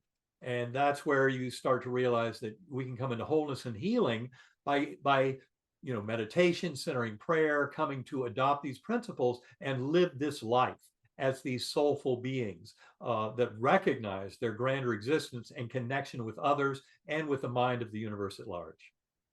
Beautiful. Okay, so there's a movie out there, Heaven is for Real, and I forgot the name of the family. It starts with a B, I think. And the movie, yeah, Burpos. That's it. Burpo. Yeah. Greg Kinnear, Helen Hunt, I think it is. It's beautiful, but the little boy has an experience in the hospital. Now he's actually the center of attraction and going out of body and everything else. But I'm going to mention Bond. You've got a story with Bond rushing to your bed. And I think that is in a way kind of parallel. I just got a whoosh down my back. So could you just share from the heart a little synopsis, a snippet? This is in your talk in the Theosophical Society piece we mentioned at the beginning on YouTube, and it's in your books. But can you share with us what that was about exactly and how he came through when you were on the other side? Well, absolutely. In fact, that's the reason I returned. And isn't it interesting that his name was Bond? He was 10 years old at the time. And of course, they had protected Bond from the worst news during this week. First they said Dad's sick, and then he saw, my gosh, Dad isn't only sick, he's comatose on a ventilator. So Bond was protected from some of the worst news. But on day 7 of coma, the doctors held a family conference. They said I'd gone from a 10% chance of survival down to 2%, but with no chance of recovery. And Bond overheard that outside the room. And all of a sudden, things were much worse than he thought. This is at the very end of my journey. So I've been through this incredible spiritual experience, and then had kind of gotten to a point where I was no longer really allowed to go to these highest spiritual levels. And that's when I saw these 6 faces, and they proved to be very important because they were 5 of them were people who were physically present in the ICU room the last 24 hours I was in coma. So they served as what are called veridical time anchors. But it was really that last face, it was Bond, that was the most important. And I remember what happened. He had heard that conference. He knew that news You don't was remember someone told no, you. I was told all this much Yeah, later. yeah. Okay, so I didn't know any of it when I was deep in coma. In fact, I had amnesia, so I didn't even remember my family members. But the bottom line is what happened was Bond came running down. He came into my room. He pulled open my eyelids. They were taped shut. I was lying there on my ventilator, still on 3 powerful intravenous antibiotics. And one pupil looking over there, one pupil over there, no pupils working. Anybody in medicine knows that's a horrible picture. And I promise you, I did not hear him with my ears. I didn't see him with my eyes. I was far too gone from this realm in the dying process. But his pleading with me, Daddy, you're going to be okay. Daddy, you're going to be okay. I didn't understand. I didn't understand the words, but that link with him, I'd gone through this whole thing. I haven't mentioned the amnesia was a very important part of my journey for me to accept the reality of it. But that amnesia also meant here at the end that I did not recognize him. And yet I had gone through this whole thing thinking this can continue, it can cease, doesn't matter. But now in this moment of witnessing and sensing his presence and his pleading with me, Daddy, all of a sudden everything did matter.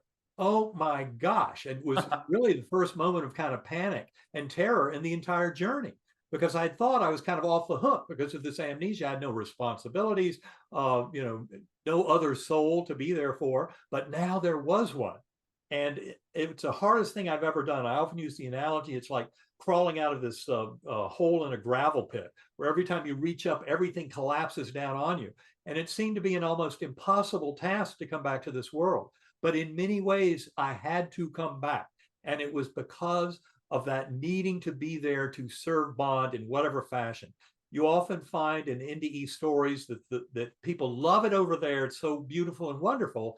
And yet they come back here out of a sense of responsibility to other souls. And that's exactly what compelled me to come back to this world. And it was within a few hours that I was opening my eyes and fighting the ventilator. They pulled the tube out. I said, thank you. And that's when my youngest sister Phyllis told me much later that it was the strangest thing, because I'd been there, in the process of dying all week, comatose on a ventilator. And then within, 30 or 40 minutes of waking up, I'm sitting on the bed. She said, I looked like a little Buddha. And I would look at everyone surrounding me, beloved family and friends, and I would say, don't worry, all is well. And then I'd go to the next one, don't worry, all is well. And I can see them. Do you know what we've been through all week? And there I was like, what are you all so ticked about? It was an amazing experience to come back. But Bond, and that bond of love to the universe, was really the reason I came back to this world. I'll also credit my older son, Eben IV. Very important. He was majoring in neuroscience in college at the time. And he gave me a big hug when he came home the day after I got out of the hospital. He came back from school. day before Thanksgiving, 2008. And this big hug, he told me later it was like there was a light shining within me, like I was far more present than I'd ever been. But I remember telling him it was way too real to be real, because my physicians had already coached me that I couldn't have had any real experience because my brain was far too damaged. And so, given that my neurosurgical knowledge was not yet back, it would take another few months for all that to come back. I believed my doctors. So I told Eben it was way too real to be real, but I wanted to write down everything because it was such a fascinating experience. And he told me, don't read anybody else's NDE until you've written down everything you can remember. Best advice I've ever gotten, because I'd never really paid attention to that literature. I figured it was, hallucinations of the dying brain, so who cares? Well, now I cared a lot after having my own, and I wanted to dive into the NDE literature, but he prevented me from doing that. And so I wrote about 20,000 words over a few weeks, and then I dove into the literature, and that's when I was shocked at all the similarities and overlap, and an incredible journey of discovery to dive into that NDE literature. But that is really why I then chose to share Proof of Heaven, because I realized these stories need to get out there, and I wanted to help the scientific community, the medical community, get on board with the reality of this, which appears to have happened. And no accidents. He's super sharp in a lot of other ways too, because he had you exercising hardcore. Was it volcano hiking or something that was coming up? He wanted you to go experience that. You were not exactly in tippy-top shape, but you had at least made the effort that paid off. Not that we could put it that way in the middle of a coma, but because of the physical training you had at least embarked on, it gave you extra stamina that kept you alive and got you through. Again, no accidents. I'm sure angels have told you, we're looking out for you. You are absolutely correct. And it turns out that, yes, I was 54 years old, but had not stayed in the very best physical shape. And Eben the Fourth had just climbed a few months earlier Mount Cotopaxi, a 20,000-foot snow-covered volcano down in South America. And he wanted to take me down there to do the climb. And so in the autumn of 2008, he had me going through this very strong kind of SEAL-based exercise regimen to get in shape for the mountain. And there were many factors that were crucial in my kind of survival and really coming back and thriving after this incredible physical challenge, where I almost died. And again, thank Eben the Fourth, that beautiful, rich experience of getting me in shape. I'm convinced that was a huge part of my ability to survive and then come back and thrive after this extraordinary ordeal with bacterial meningoencephalitis with gram-negative E. coli bacteria. With everyone's permission, we're going to dance a little here. We're going to get some topics maybe from angels, spirit guides, maybe your dad. It depends what everyone is doing for listening out there. Anyone at home, the only rule or structure I've got is, I'll remember it in a moment. After 11 years of doing this, a few thousand folks, I still get pretty vacuous. It's just ask the universe, ask angels, if you don't mind me suggesting one strong point, address angels. Be like, angels, get me out of my head, into my heart, make this nice. Amen, rock and roll, thank you. Just own it the patented Dr. Eben Alexander way or Karen Newell way, Newell, sacredacoustics.com. They've joint authored the book, Living in a Mindful Universe. They're absolutely wonderful. They've been so wonderful on the show. They're sharing a lot. They're about to share more. I'm sure there's some topics angels can bring up that you're going to have just spontaneously come up. I'm lighting some sage. This is the stuff you get at Whole Foods, that California company. I love them. Juniper Ridge, not sponsored, should be. I think I've got a page on my website with their product. It used to be $2 a bundle. Now it's probably $20. Some sage through 2 screens. Almost everyone on the show does this wherever you are in the world, whatever year this is. This will be a bigger show in 2025 when they're watching you then. Catch the scent of sage, and don't go linear. Don't just catch the scent. Ask for floral. This is the whole point of hitting the heart button. Beyond heart math, we'll call it heart calculus. Why settle for straight linear 1 + 1 = 2, 1 + 1 = 11, 111? You get the idea. Ask for more. There we go. Ask for more. And I'll try to get the sage smoke up so you've got a visual. It's very gentle. Both of you are getting the sage in Virginia? Absolutely. Yes. And if you want, hear a cha-cha-cha, a little jingle, a bell, Tibetan bells from your own crew, just celebrating, we're having a good time. If you do get anything like that and you do want to share out loud, say it out loud that you just got something. And 1 second. I'm going to put one photo up of an angel, Joy, who we just had up earlier. She's the emotion, joy, fun, ambassador, communicator. Anyone who thinks they can't do this, or they're like, I had a hard day yesterday, or no, you know, I'm good with this. She's the one that just kind of makes it possible, the bridge, the ambassador, the communicator. If you want, anybody out there can put their hand up and feel. But why don't we have Karen grab a topic from Joy that we can cover next that both Eben and Karen can talk about. All right, I have a topic. Something Joy reminded me of is something rather paradoxical. And this is a story that we heard this weekend. Eben and I were up in upstate New York at Lilydale. And Lilydale is been there since the 1800s, starting as a women's suffragette kind of community into a mediumship community. So they've been studying spiritualism for more than 100 years there. And we were just there. I was there for the first time. Anyway, we were there with Raymond Moody, longtime near-death experience researcher, and also Dr. Christopher Kerr, who is a much more modern actual death researcher in a hospice center. And I've been very excited by his work, because he is showing, so many people ask us, well, how do we know what happened to Eben and so many others? How do we know that's what really happens when we die? Because these guys came back, and part of their brain may still have been functioning to kind of manufacture this.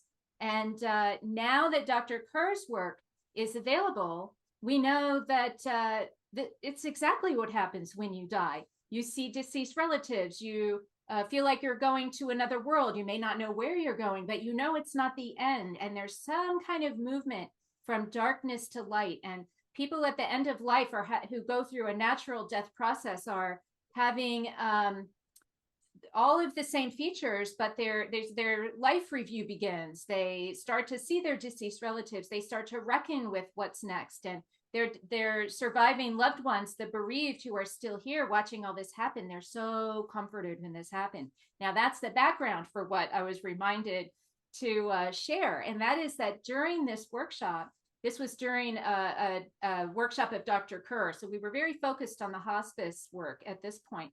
And someone in the audience shared that she had been with her mother, sitting by her mother's side as her mother was dying for days, weeks, however long. And she was very open-minded and would discuss her mother's dreams. And she knew that her mother was going through early stages of her life and, you know, revisiting all kinds of early life events. And she said to her mom, she asked her mom, what was your favorite part of your life? You know, making conversation. And she goes, I don't know, I'll tell you tomorrow. And so the next day, she reports that her mother told her when asked, what was the most favorite time of your life? And her mother said, right now, when I'm in the dying process is her favorite part. And this is just antithetical to what all of us, you know, walk around thinking, that when we get to the end, it's like, this existential crisis, when in fact, it's absolutely the most beautiful transition period that we're going to experience in our life. There's a woman, Helen Wambach, who back in the 70s or so was doing research with hypnosis subjects.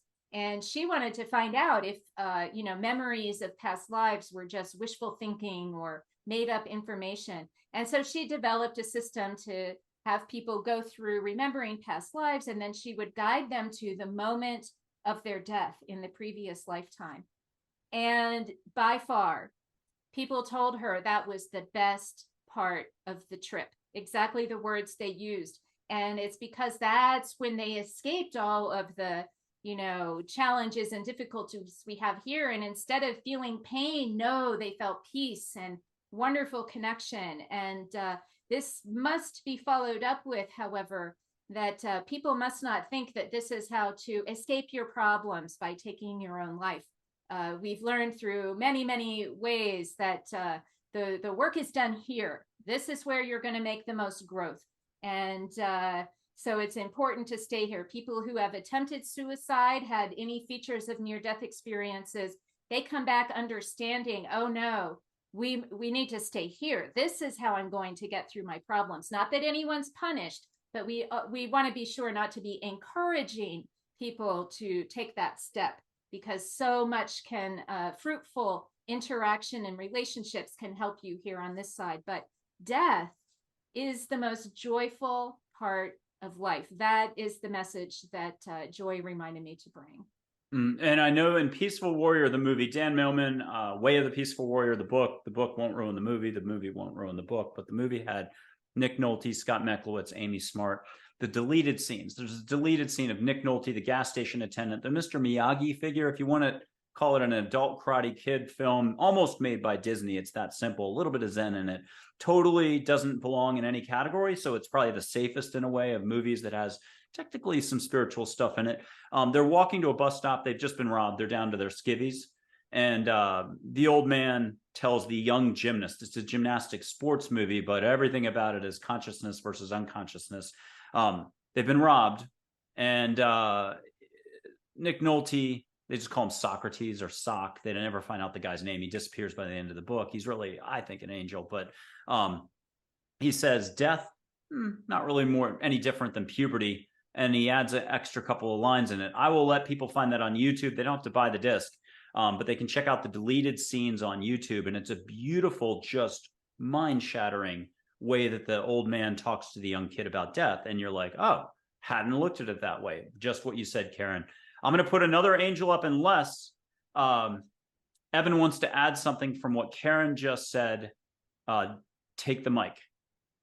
Well, I would say it's interesting that when Joy came through a few minutes ago, the message I got was to make sure that people were aware of that the scientific study also greatly supports the concept of reincarnation, that our souls come back again and again. And the main reason Joy showed me that was to advise people away from suicide.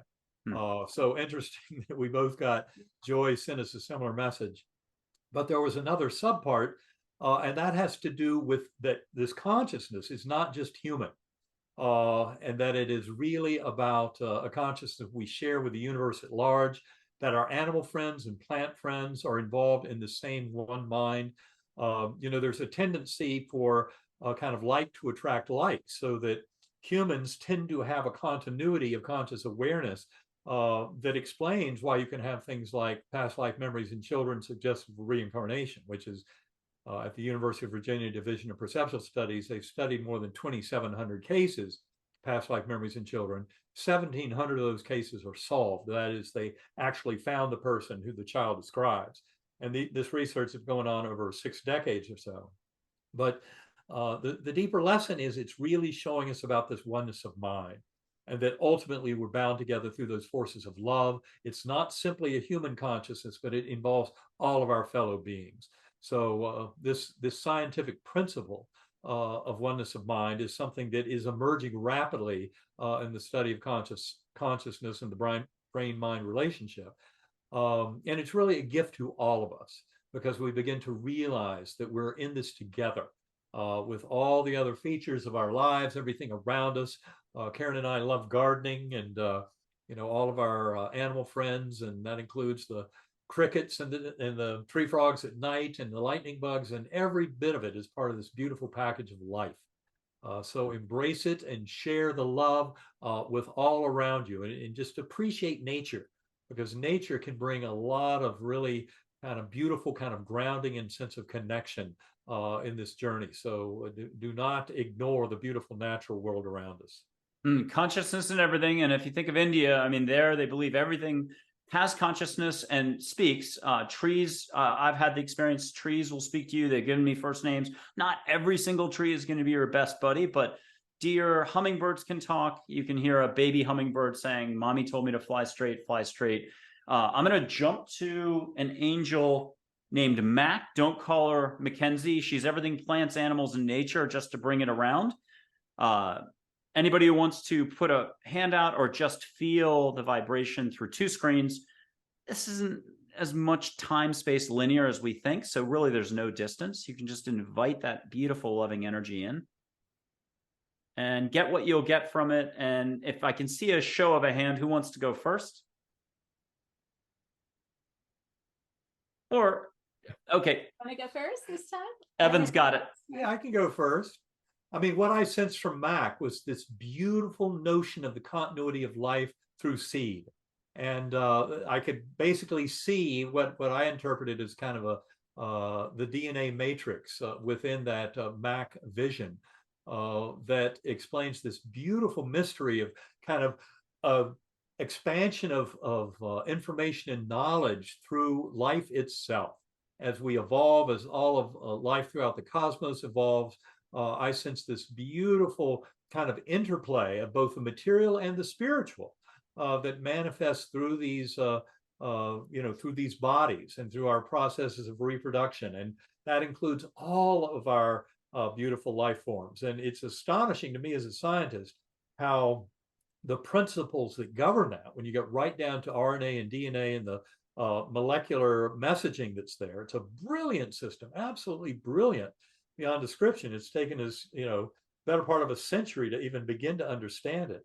But to see the beauty of it and how it intersects with that kind of spiritual process and the binding force of love to allow evolution of consciousness throughout the universe. So it's not just evolution of biological forms, but as Pierre Teilhard de Chardin noted in his book from the mid-20th century, Phenomenon of Man, all of consciousness is evolving.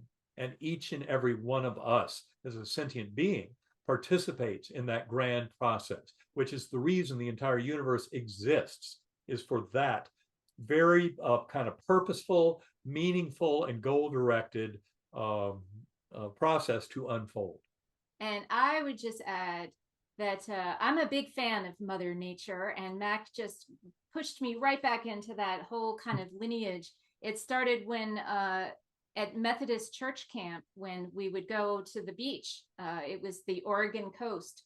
If anyone's been there, it's just pure nature, no condos and boardwalks, pure nature. And I wasn't so interested in the dogma that we were being taught.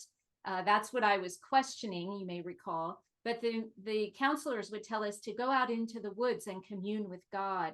And so I would go out in the woods and say, I don't know about this God thing. I don't know how to find God, but I can totally tune into Mother Nature. And I would tune into the ferns, the wind, the trees, anything. And the bugs crawling along, and just a beautiful kind of thing. Of course, it was much later in life I realized that's what some people call God, is that force of nature that and that's how I identify with that God force. So much so that when my daughter was around 13 years old, when her Jewish friends were getting bat mitzvahed and bar mitzvahed, and her Catholic friends were getting christened and things like that, or whatever they do, take their first communion. At any rate, she's like, what religion are we? And because I didn't practice a specific religion with her. And I told her, I said, well, it's a cross between Mother Nature and Star Trek, because Mother Nature, that's that force of nature.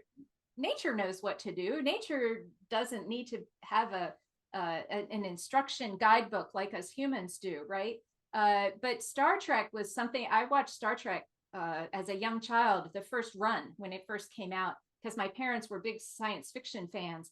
And boy, was I a big fan of the Prime Directive, where they would go to other planets, but they couldn't interfere. They could help them, but they couldn't interfere with their evolution. So Eben was just talking about all of this evolution and the free will. And I thought, no, I believed from watching Star Trek that we're all sort of able to make our own choices, find our way in life, good or bad. And we all end up kind of learning and growing, maybe not in the same way, but we end up in the same place. And so that kind of became nature is a huge part of what I would call my spiritual connection.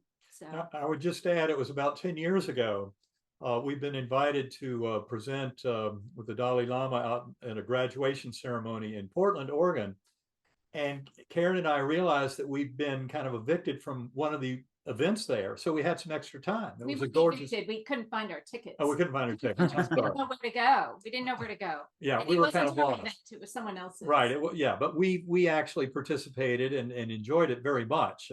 But the reality here that I'm talking about is we then realized we could go to the beach, That's and what I I got said. to go see Camp Magruder, which When is when it's sunny in Portland, you say, let's go to the beach. And it was sunny. We didn't have anywhere to go. I said, let's go to the beach. And yeah, I found my camp. we went, and I and got to showed see him. that nature trail that she had walked on as a kid. It was a great, Ooh. great gift to kind of be able to share that together. Yeah. You both reminded me that I went to a sailing camp probably in 6th, 7th grade in Cape Cod called Camp Viking, and all the pleasant memories of being around the water. It was a sailing camp, but I did everything I could to reject that and be on the tennis court. So long story short, I'm going to jump though back to kind of the conversation today. We're coming up with another angel in a second. If Michael, Charlotte, and Rebecca are my business managers, this is one of them. When I pass, take everything I say with a grain of salt, but she's the one carrying me over. In my sleep, I hear not hit by a Mack truck or eaten by a shark, which would have happened in December when a show host took us out to Hawaii for a week. I got COVID, which kept me in bed for a week. I could not go bodyboarding, and I saw a 18-foot great white breach. I've never seen a giant shark pop out of the water. I would have been surfing just a football field over. So I think it's a blessing in disguise to have been laid up for a week out there.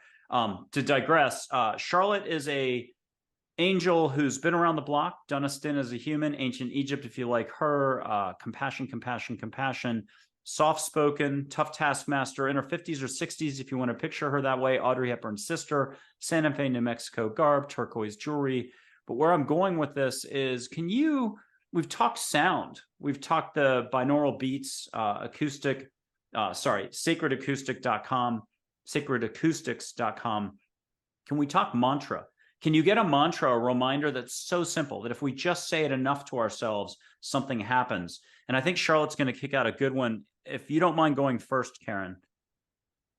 Let go is an excellent mantra because you've got 2 syllables, you've got the vowels, and let go is a beautiful mantra when you're just trying to get into a space of contemplative quiet. I'm letting go of my words right now as we speak. They seem to be leaving me. So I do that all the time. I go yeah, it's really funny. I usually will have a whole couple paragraphs to spill out, but I'm letting go of my words. But the true surrender, you can't pretend. And then, true surrender, you really don't care anymore. And that's really where you're kind of hitting the bottom of your desperation when you give up. That's often when the beautiful gift presents itself. But let go is a beautiful mantra, one we actually recommend for people to use in any situation. Let go of any distractions, let go of any worries, let go of any anxieties, let go of any expectations of how things might unfold, and so on. Eben, if you don't mind, a quick one from her that resonates with already how you're rolling, but also if you don't mind grabbing she'll do a sacred smell for you. It could be sage, sweetgrass, juniper, flowers, Sedona wildflowers. It could be from Oregon, that bush in India you haven't smelled in 20 years, anything. Catch what you can catch. What I get is gardenias from Charlotte. And the other is a 2-word mantra. I mean, I often use Om as a mantra, but sometimes over the last few months, I've often used a 2-word mantra, and that is simply God, love. And I match it to breathing. God, love, or love God. It doesn't matter which direction or anything. They're kind of circular and beautifully interrelated. But for me, that's kind of the first stage of crystallization out from the purity and oneness of Om into the kind of journey that leads outward to our separation into this, apparent physical universe, is that God, love mantra. I love it. Okay, if you don't mind, I'm going to put a Bic lighter up, an American Bic lighter. You just see a regular flame. If you don't mind naming the normal color that you see, white, yellow, gold, any color that you see on the lighter. It's kind of yellow-orange. Perfect. And then Karen, do you mind saying what you're seeing for the flame? A hint of blue-orange at the bottom. Okay. And then ask, I mean, you don't have to do this, but they'll say, yeah, why not? You've already got this. But ask Joy and Charlotte if you're good for the next exercise. I'm going to put my finger up like it's the big lighter. You can see my light coming off the tip, but ask them to make it nice. Ask there to be a message out of this, because I'm going to be a blank on this. I'll put my energy up. It's just consciousness, light, whatever, the aura thing.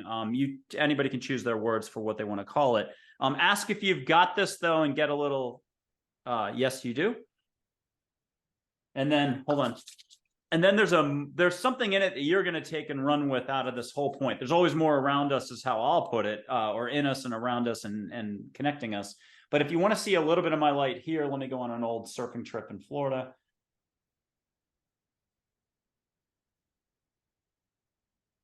And are either of you or both of you seeing a little bit of light off my finger, aura, consciousness?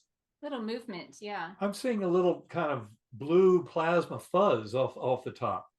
Okay, and just so Charlotte can come in and explain anything if there's any questions, or just kick out a reminder because you got another topic out of this somehow. I'm winging it today. No pun intended. Pun intended. Well, the topic that comes to my mind is this, Eben just mentioned God, love. We've been talking about love and heart. Now you're bringing us to light. And to me, they're the same thing. And so often, I talk about feeling this beautiful feeling of gratitude in my heart. And people say, what does it feel like? And there are no words to describe the feeling of love. Well, there are some. I use the word fuzzy, but it's not, that's like a physical thing.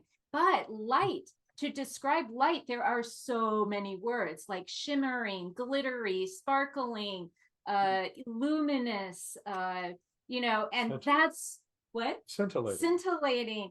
That's what love feels like. And so I think we can just move the language of light into the language of love. And another technique that I learned that has been so beautiful for me in meditation is to breathe in love, breathe out light. Breathe in light, breathe out love. They're just interchangeable. And somehow that turns into this beautiful kind of more visceral feeling of love that we often associate with light.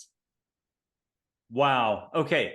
Eben, did you want to add anything on that one, or should I go to Audrey Hepburn, an angel, and this will be a historical photo, much easier for all of us if you can believe it. Let's go to Audrey Hepburn. Okay, now here's Joy and Charlotte. If you need to get any flavor about Audrey, anyone can do this at home. If you think you can't listen, what do you do when you go on a walk, when you let go, when you notice the bird on the tree, when you're gardening, getting the hands in the soil, going for a run, when you're not worried about the distance or can I make it?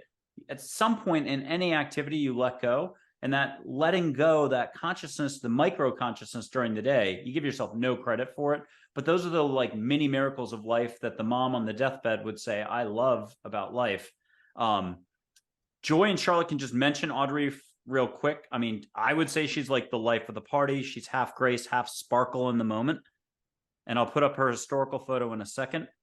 But this photo's moved for tons of folks. We know a photo can't move at all, except that you can get a wink, a smile, a shoulder waggle, a nod, feel her vibe, ask a private question. Don't share those answers out loud, but then get something for us after that.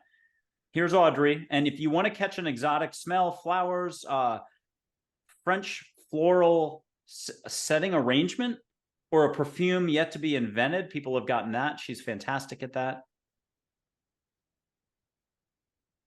And if you could both get a compliment as well. Here, a fantastic compliment. You can keep that one private unless you want to share a compliment. Everyone should share their compliments, but no pressure on the show. Good, good, good, good, good. Okay, Karen, do you want to go first, or Evan, do you want to go first? We'll let you arm wrestle for this one. Well, I did get a perfume. What was it? It's I don't know the name of it. It's a very beautiful floral, kind of rich, gosh, I wish I knew the name of it. It was one I was exposed to back in my late teen years. Roses or like roses, but far more kind of ephemeral. L'air du temps. Eternal. I'm naming one that my mom used to wear, but okay. But absolutely smooth and I mean, it was a perfume that I would think anybody would absolutely adore, although I realized, well, have our personal tastes and flavors and that kind of thing. But that's exactly what came to my mind looking at that beautiful picture of her. And certainly also the kind of concept of breakfast at Tiffany's kind of popped into my mind with that same perfume sense. I got a compliment. She said, I was gorgeous. That was the word, gorgeous on the inside and outside, but especially the inside. She wanted to specify. It was very, very, very sweet. Oh, and I have to mention, okay, so I like to go off a little bit, but there's a movie by Luc Besson who did Fifth Element, The Professional, Joan of Arc, and all the rest. That's a little known in his whole huge collection, Transporter, everything else, Europa Corps, or whatever it's called, the film company. Angela, Angel-A, black and white, filmed around 2010 in Paris. They shut it down. Now, there's some mafia in it, and there's a redemption story in there, but a guardian angel comes down to help a low-level bad guy, except he's a really good guy. Big heart. We love him. And there's a part of that movie, you could watch the movie the whole time and not realize a fundamental thing about this actor in real life. If you look him up, you'll be like, oh my God, how did I watch the movie for 3 hours and not notice this? So I've got to leave that as a teaser, but there's a cafe scene where he's not realizing she's an angel, and she admits it. And he's like, prove it. And she reconstitutes a cigarette she had stabbed out in the cigarette ashtray. And so she reconstitutes it, lights it. And she's a tall, lanky Danish blonde. You've seen her in other movies. He's a short Moroccan guy who's a comedian in real life. A beautiful film. And of course, all of us need more proof. So as soon as she's done proving it once, he's like, oh my God, could you do something else? And she's like, you don't need miracles, you need hitting. And it went right to what you had just both been talking about. And I'm going to leave people with that. It's on my website on the resources or extra books you can read. It's in the film section if people like that. There's a 1940s movie in there that I think is the #1 guardian angel movie called Lucky Partners. It came out 4 years before It's a Wonderful Life. I'm going to put Archangel Michael up for a quick question, answer, hug, or you can add anything before we do this. But here's Michael's photo, and take it any direction you want. And share anything you wish to share. For folks just watching, if you want a smell around your house, a scent in the air, if you want your house cleared out, you don't have to light sage to do it that way. You can ask angels to make it nice, your whole property, your balcony, your room. Ask for a good night's sleep. We're not used to asking for stuff, so I would just say ask more. Learn to ask more. Learn to trust more. How about that? Okay, Karen, what are you getting from Archangel Michael?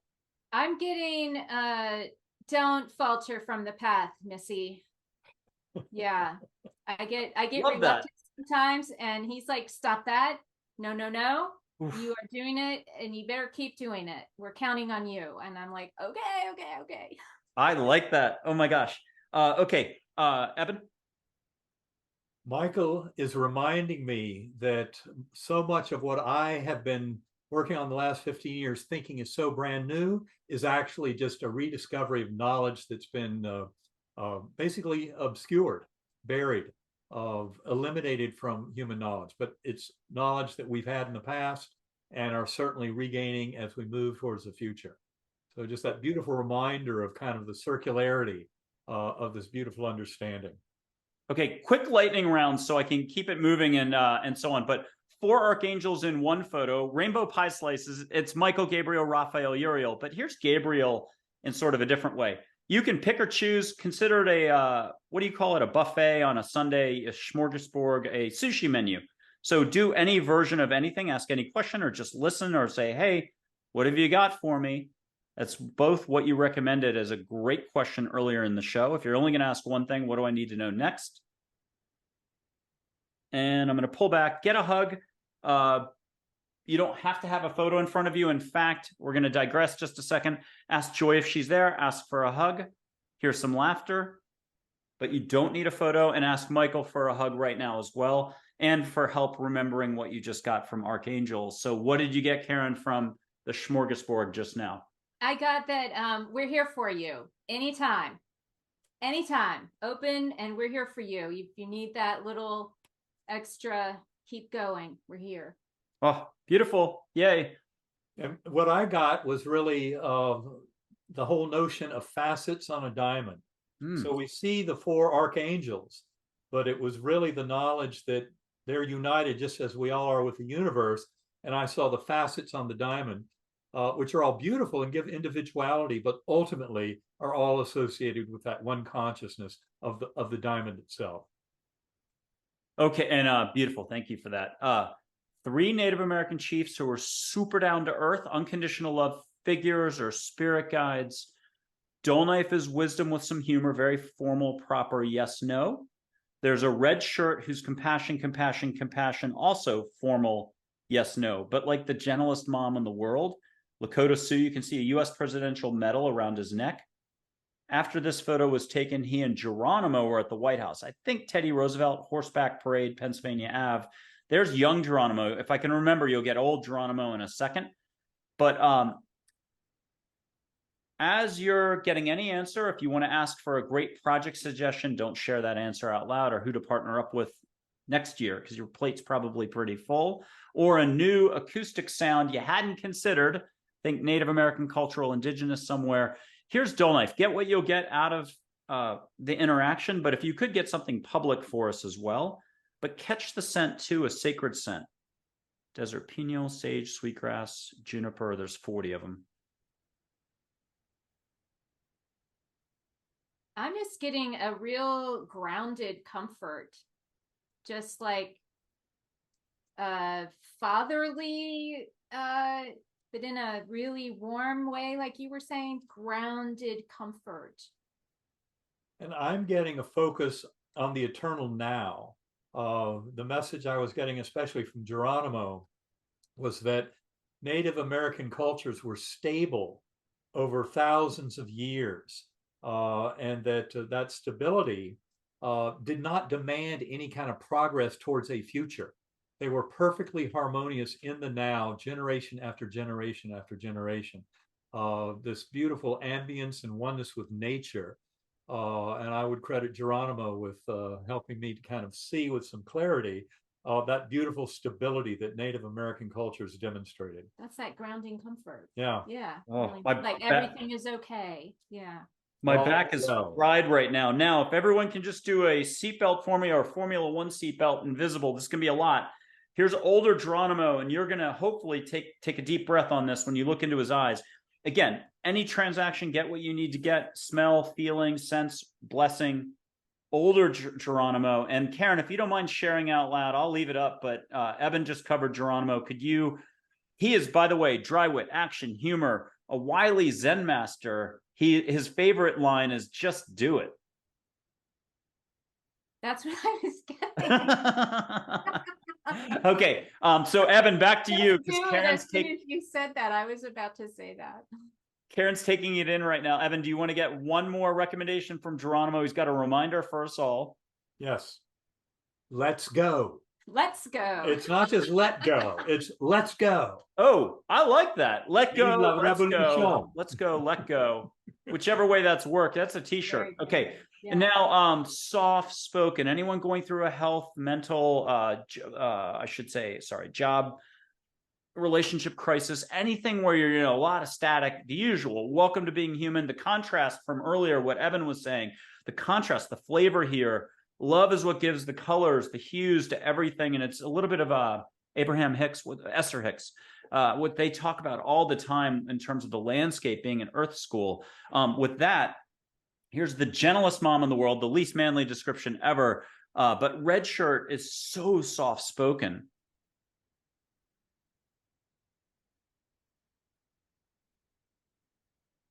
And what are you getting? Stay sweet and simple. I'm getting the homogeneity and kind of symbiosis of the tribe. Love it. Okay, just a few more. You've done fantastic. Do you want a figure from India, Sai Baba? The tiger on the wall is the one that hangs out with the Divine Mother. It's okay to do an India figure, but do you have a preference? Gandhi, Vishnu, Krishna, Lakshmi, Ganesh? You pick. You pick. Okay. And I got all of them. Photo of Sai Baba that's colorized. That's crazy. If I can figure this out, I will stall and put up Carl Jung for a second, and then Einstein next. Just hear one thing from Carl. because I knew Eben, or both of you, should very much love. What's he say? Stick with Bernie. That's an inside joke. He's quite into synchronicities. Like, Yes. oh, yeah. It's like synchronicities are his joke on the universe because they're absolutely real, showing this deep entanglement and interconnection between our souls. Oh, I love it. I use this one for Mary. I know there's if you're from Ireland, you absolutely have to have the classic shot, which I use, but I forgot about this one for a while. So if you don't mind, here's one more, just pushing boundaries and being one with the universe and letting angels do their job and everybody else. You can get a little bit of glitter, like the women's cosmetics glitter, but it caught in a fan and it's in the air around your eyes. It's just love. This is the big Mary coming up. But as you're looking at her, get anything you need, get your sails filled with wind for your projects ahead or your travel ahead, or if you have another event coming up or a new project, you have to run a marathon this weekend, God bless. But here's Mary. And if you could just allow a little compassion, you could put a hand out if you're in the audience and see a little bit of rainbow light in your hand, or you can catch a little bit of rainbow glitter peripheral. If the more you resist, the more it'll be on the side. The more you're like, whatever. It's the beautiful compassionate dust in the air, but glittery. Hear what you need to hear from Mary, how we're all connected, and trust your angels. And Karen, what are you getting? Trust, just what you said. Oh, good. Okay. Yeah, I try to shut off all psychic stuff because it doesn't help. If it's the bicycle analogy, the dad who hangs out on the bike for 3 hours, the poor kid never gets to ride it when they're trying to learn. It makes no sense to tell anybody anything from where I sit. And it's so much better when a person it's what angels do. They let everybody have their own life, because what could be better than what you have right in front of you right now, like the woman in the bed. Yeah, and it was also the trust was great depth, nothing surface, but trust what's deep inside of you was the full message there. Ooh. For me, it was just a sensing of being able to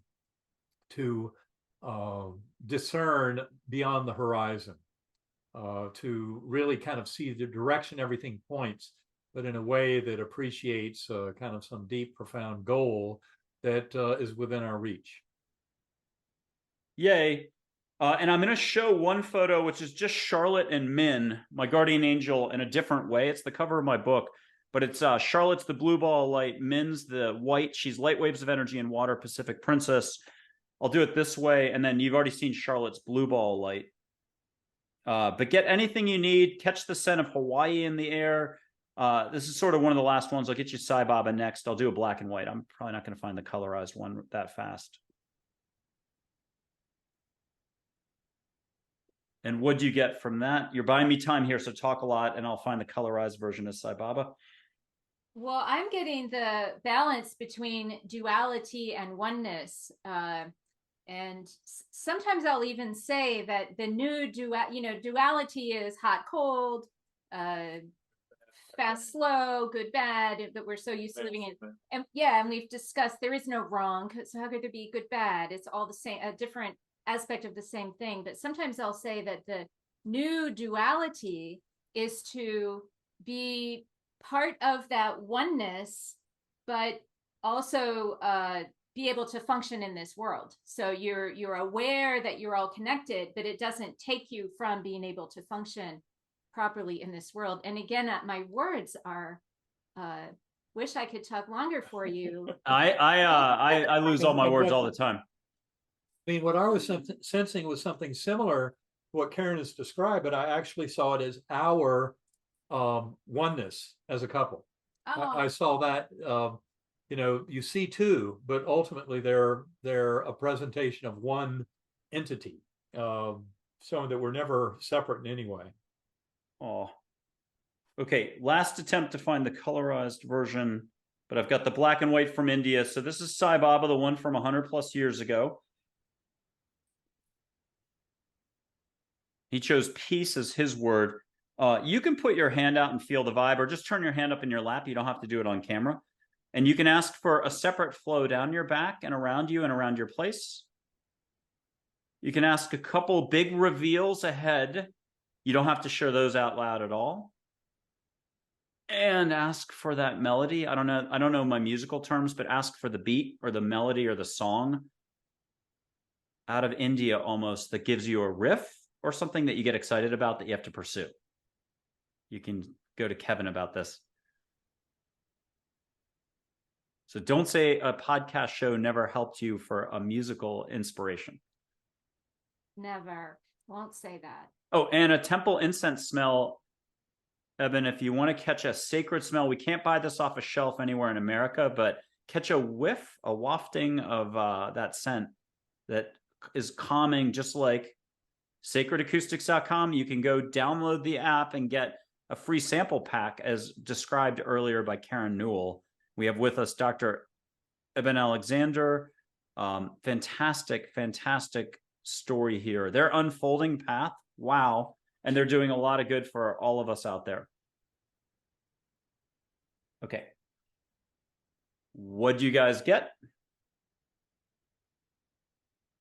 I got intensity, this beautiful intensity of kind of spiritual harmony. I got gratitude from him for continuing his message. Okay, if you want to close your eyes, this is here. I'll show you the better photo. This is from Sophie Green. I think I got it right. Amazing UK wildlife artist. I'm getting my mojo on to, I don't know what to call it, my inspiration on to be able to put an invite together. I want to get her on this show. I invited Timothy Zahn. He is a not Star Trek, Star Wars. Well, he's a famous sci-fi writer. But the way those sci-fi series work, if it's 60 books, they farm out a book or two to a famous sci-fi writer. If they do well, they get a few more books. They've got to stay between the ski gates, the poles, giant solemn of the canon of Star Wars. And Timothy Zahn is one of the most famous. The series coming out in August, Ahsoka. I always ruin everything, but that series is based on his books that he did probably 20 years ago. And I was like, oh, why not write him a note and invite him on the show in the fall? And he wrote back right away, which was huge. I'm like, oh my God. I hope to get a voiceover expert. She's in the Facebook universe for me. We've talked. She's met angels with me. She does the voiceover of one of the Jedis. She's an actress. I hope to get her on the show. I want someone from the Star Wars world to come on because just like Star Trek, there's a lot of parallels. The Force, Yoda. Yeah. Here's that tiger. And to distract everybody, leave your eyes on the tiger. The tiger's pure action. You don't have to think male, female, but the one that goes with the Divine Mother, pure action on your team. So if you need help on the career front, the work front, the health front, the next project front, the speaking engagement front, that puts everything else into, I'm trying to get the English out, the pales in comparison to all the other speaking engagements, one that you would both really enjoy. Let the tiger help out. Anyone who wants to put their hand out in the room, though, and feel the fur walk by, or get not a lick on the cheek, but a brushing of fur, you can do that. I'm going to do a final act of distraction for the psyche, ego, the structure up top. I'll do Yoda's voice. As you're laughing, you're letting go. Do not. There is no try. Hear a giant tiger roar in the jungle of India in the distance. Catch that lush jungle your way. This is just consciousness. We're not bound by the way we normally picture human day-to-day movement. You can have much more in any moment. So catch that lush, only the highest intent from India, the best part of the jungle, and the distant roar of the lion. And if you don't mind getting a mantra from the tiger about action, it's just like Geronimo. There's an angel named John, this tiger, and Geronimo, that if you had to have an action-oriented A-team, it's those guys.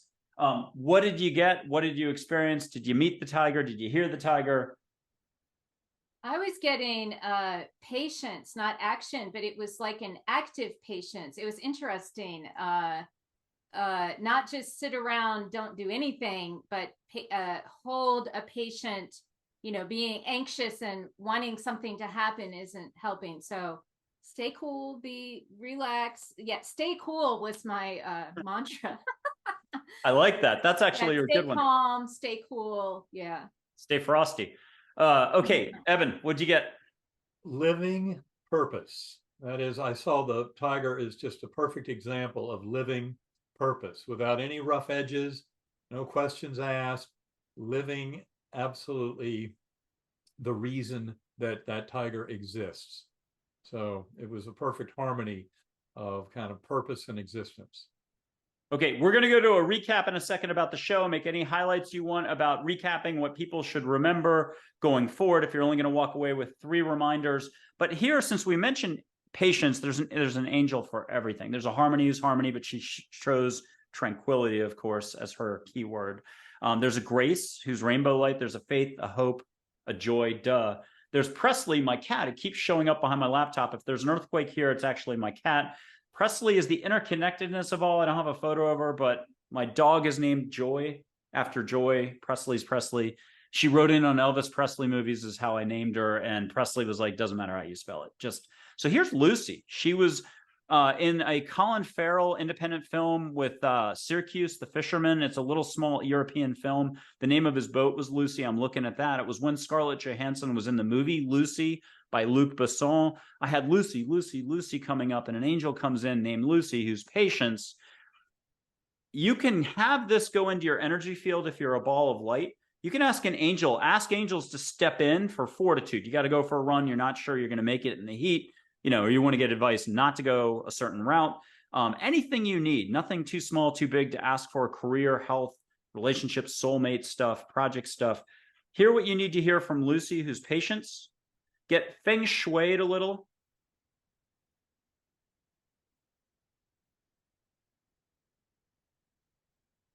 And got it? What'd you get from Lucy? You'll achieve your goals. Resistance is futile. That was a little bit of Star Trek, like the modern day ones that I didn't watch in the middle. Mm-hmm. Yeah, with the Luke, with Picard. Yeah. Right. Yeah, that was hard. Yeah, that amazing actor who was Scrooge as well. Okay, Eben, what did you get? As without, so within. As above, so below. I got the reflection of the whole and the parts and the whole, the holographic principle of the universe, how we're sharing the mind of the universe. And this kind of beautiful vision of that perfect harmony between light and dark. Okay, I've been pushy on this show more than I've been pushy all year, although a couple of people have really run with it and it's been amazing. Can I do one more? I'm so sorry to ask. This is an Isabel. She's intercom, and I need you to, again, do the seatbelt on, because if you have any private requests, you didn't view yourself as a hands-on healer, you want your hands activated, or you just need smoothing out on some front. Every human has certain types of dynamics, but angels can alter your path. Just make the request. Some stuff's going to be written, whether we're talking illness or just the way you are. It's the way you signed up to be. Other stuff can be adjusted. This would be the adjuster. Her name is Isabel. She's like a pond that's glass. No rippling, no stone has been tossed in, or the ocean. First thing in the morning, no wind, perfect mirror, and that's what generated this, Evan. But let this photo start smiling more and more. This is Isabel. Make any request on how you roll energetically. Breathe sorry, I'm going to lose my English. Thank you, Karen. Breathe through your mouth 1 millimeter open.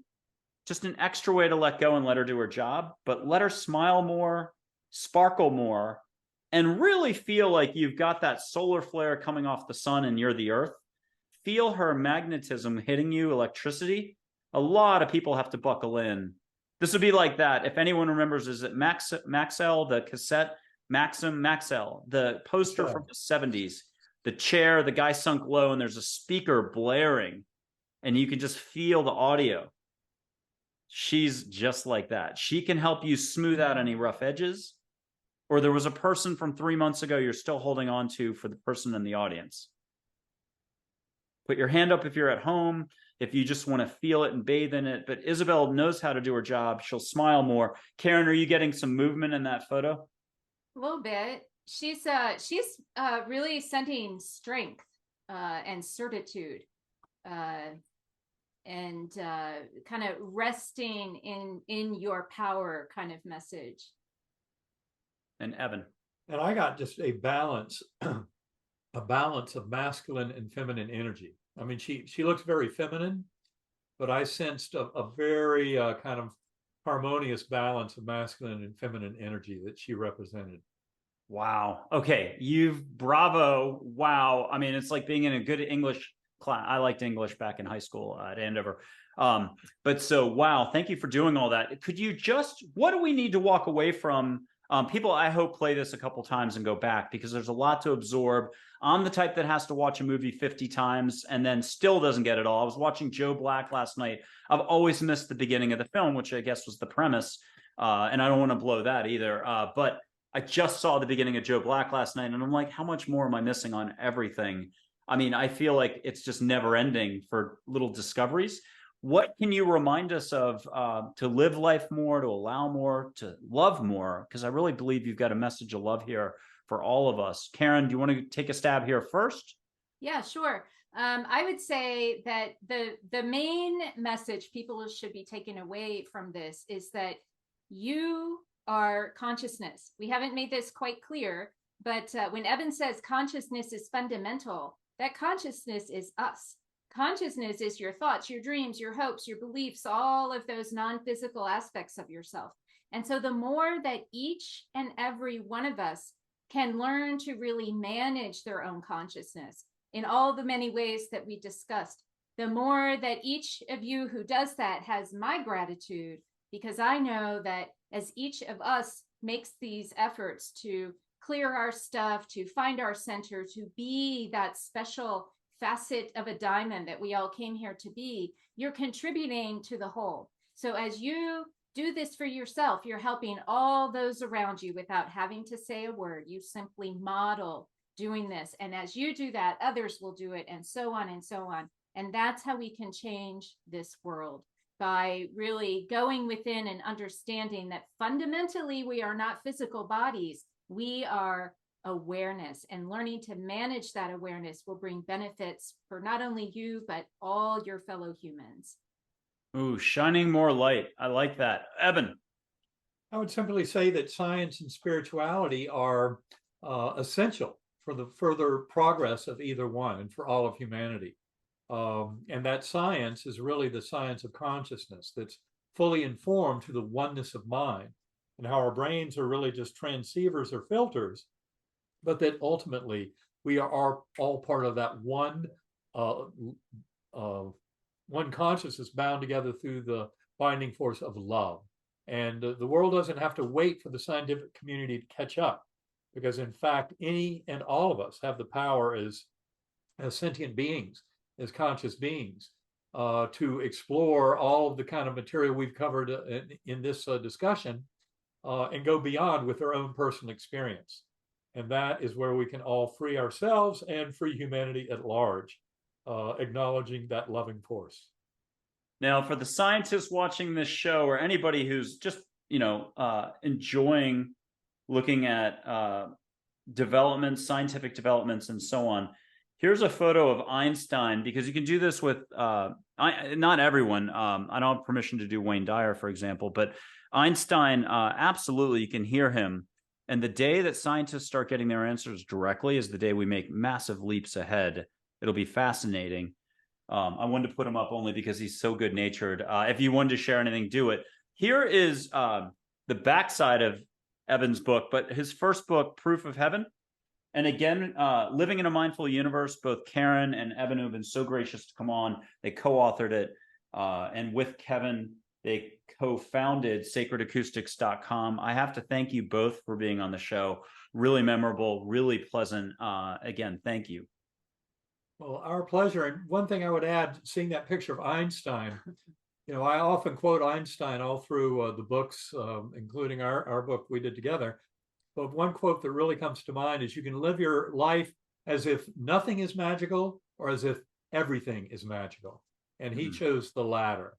And that's what I think we all need to reawaken to, is the beautiful mystery of the universe, and how we're all part of discovering that and sharing that with our fellow beings, and coming into growth and transformation through that magic. And Michael, you really are a wonderful manifestation of bringing the magic to life. So you have our gratitude as well for doing what you do.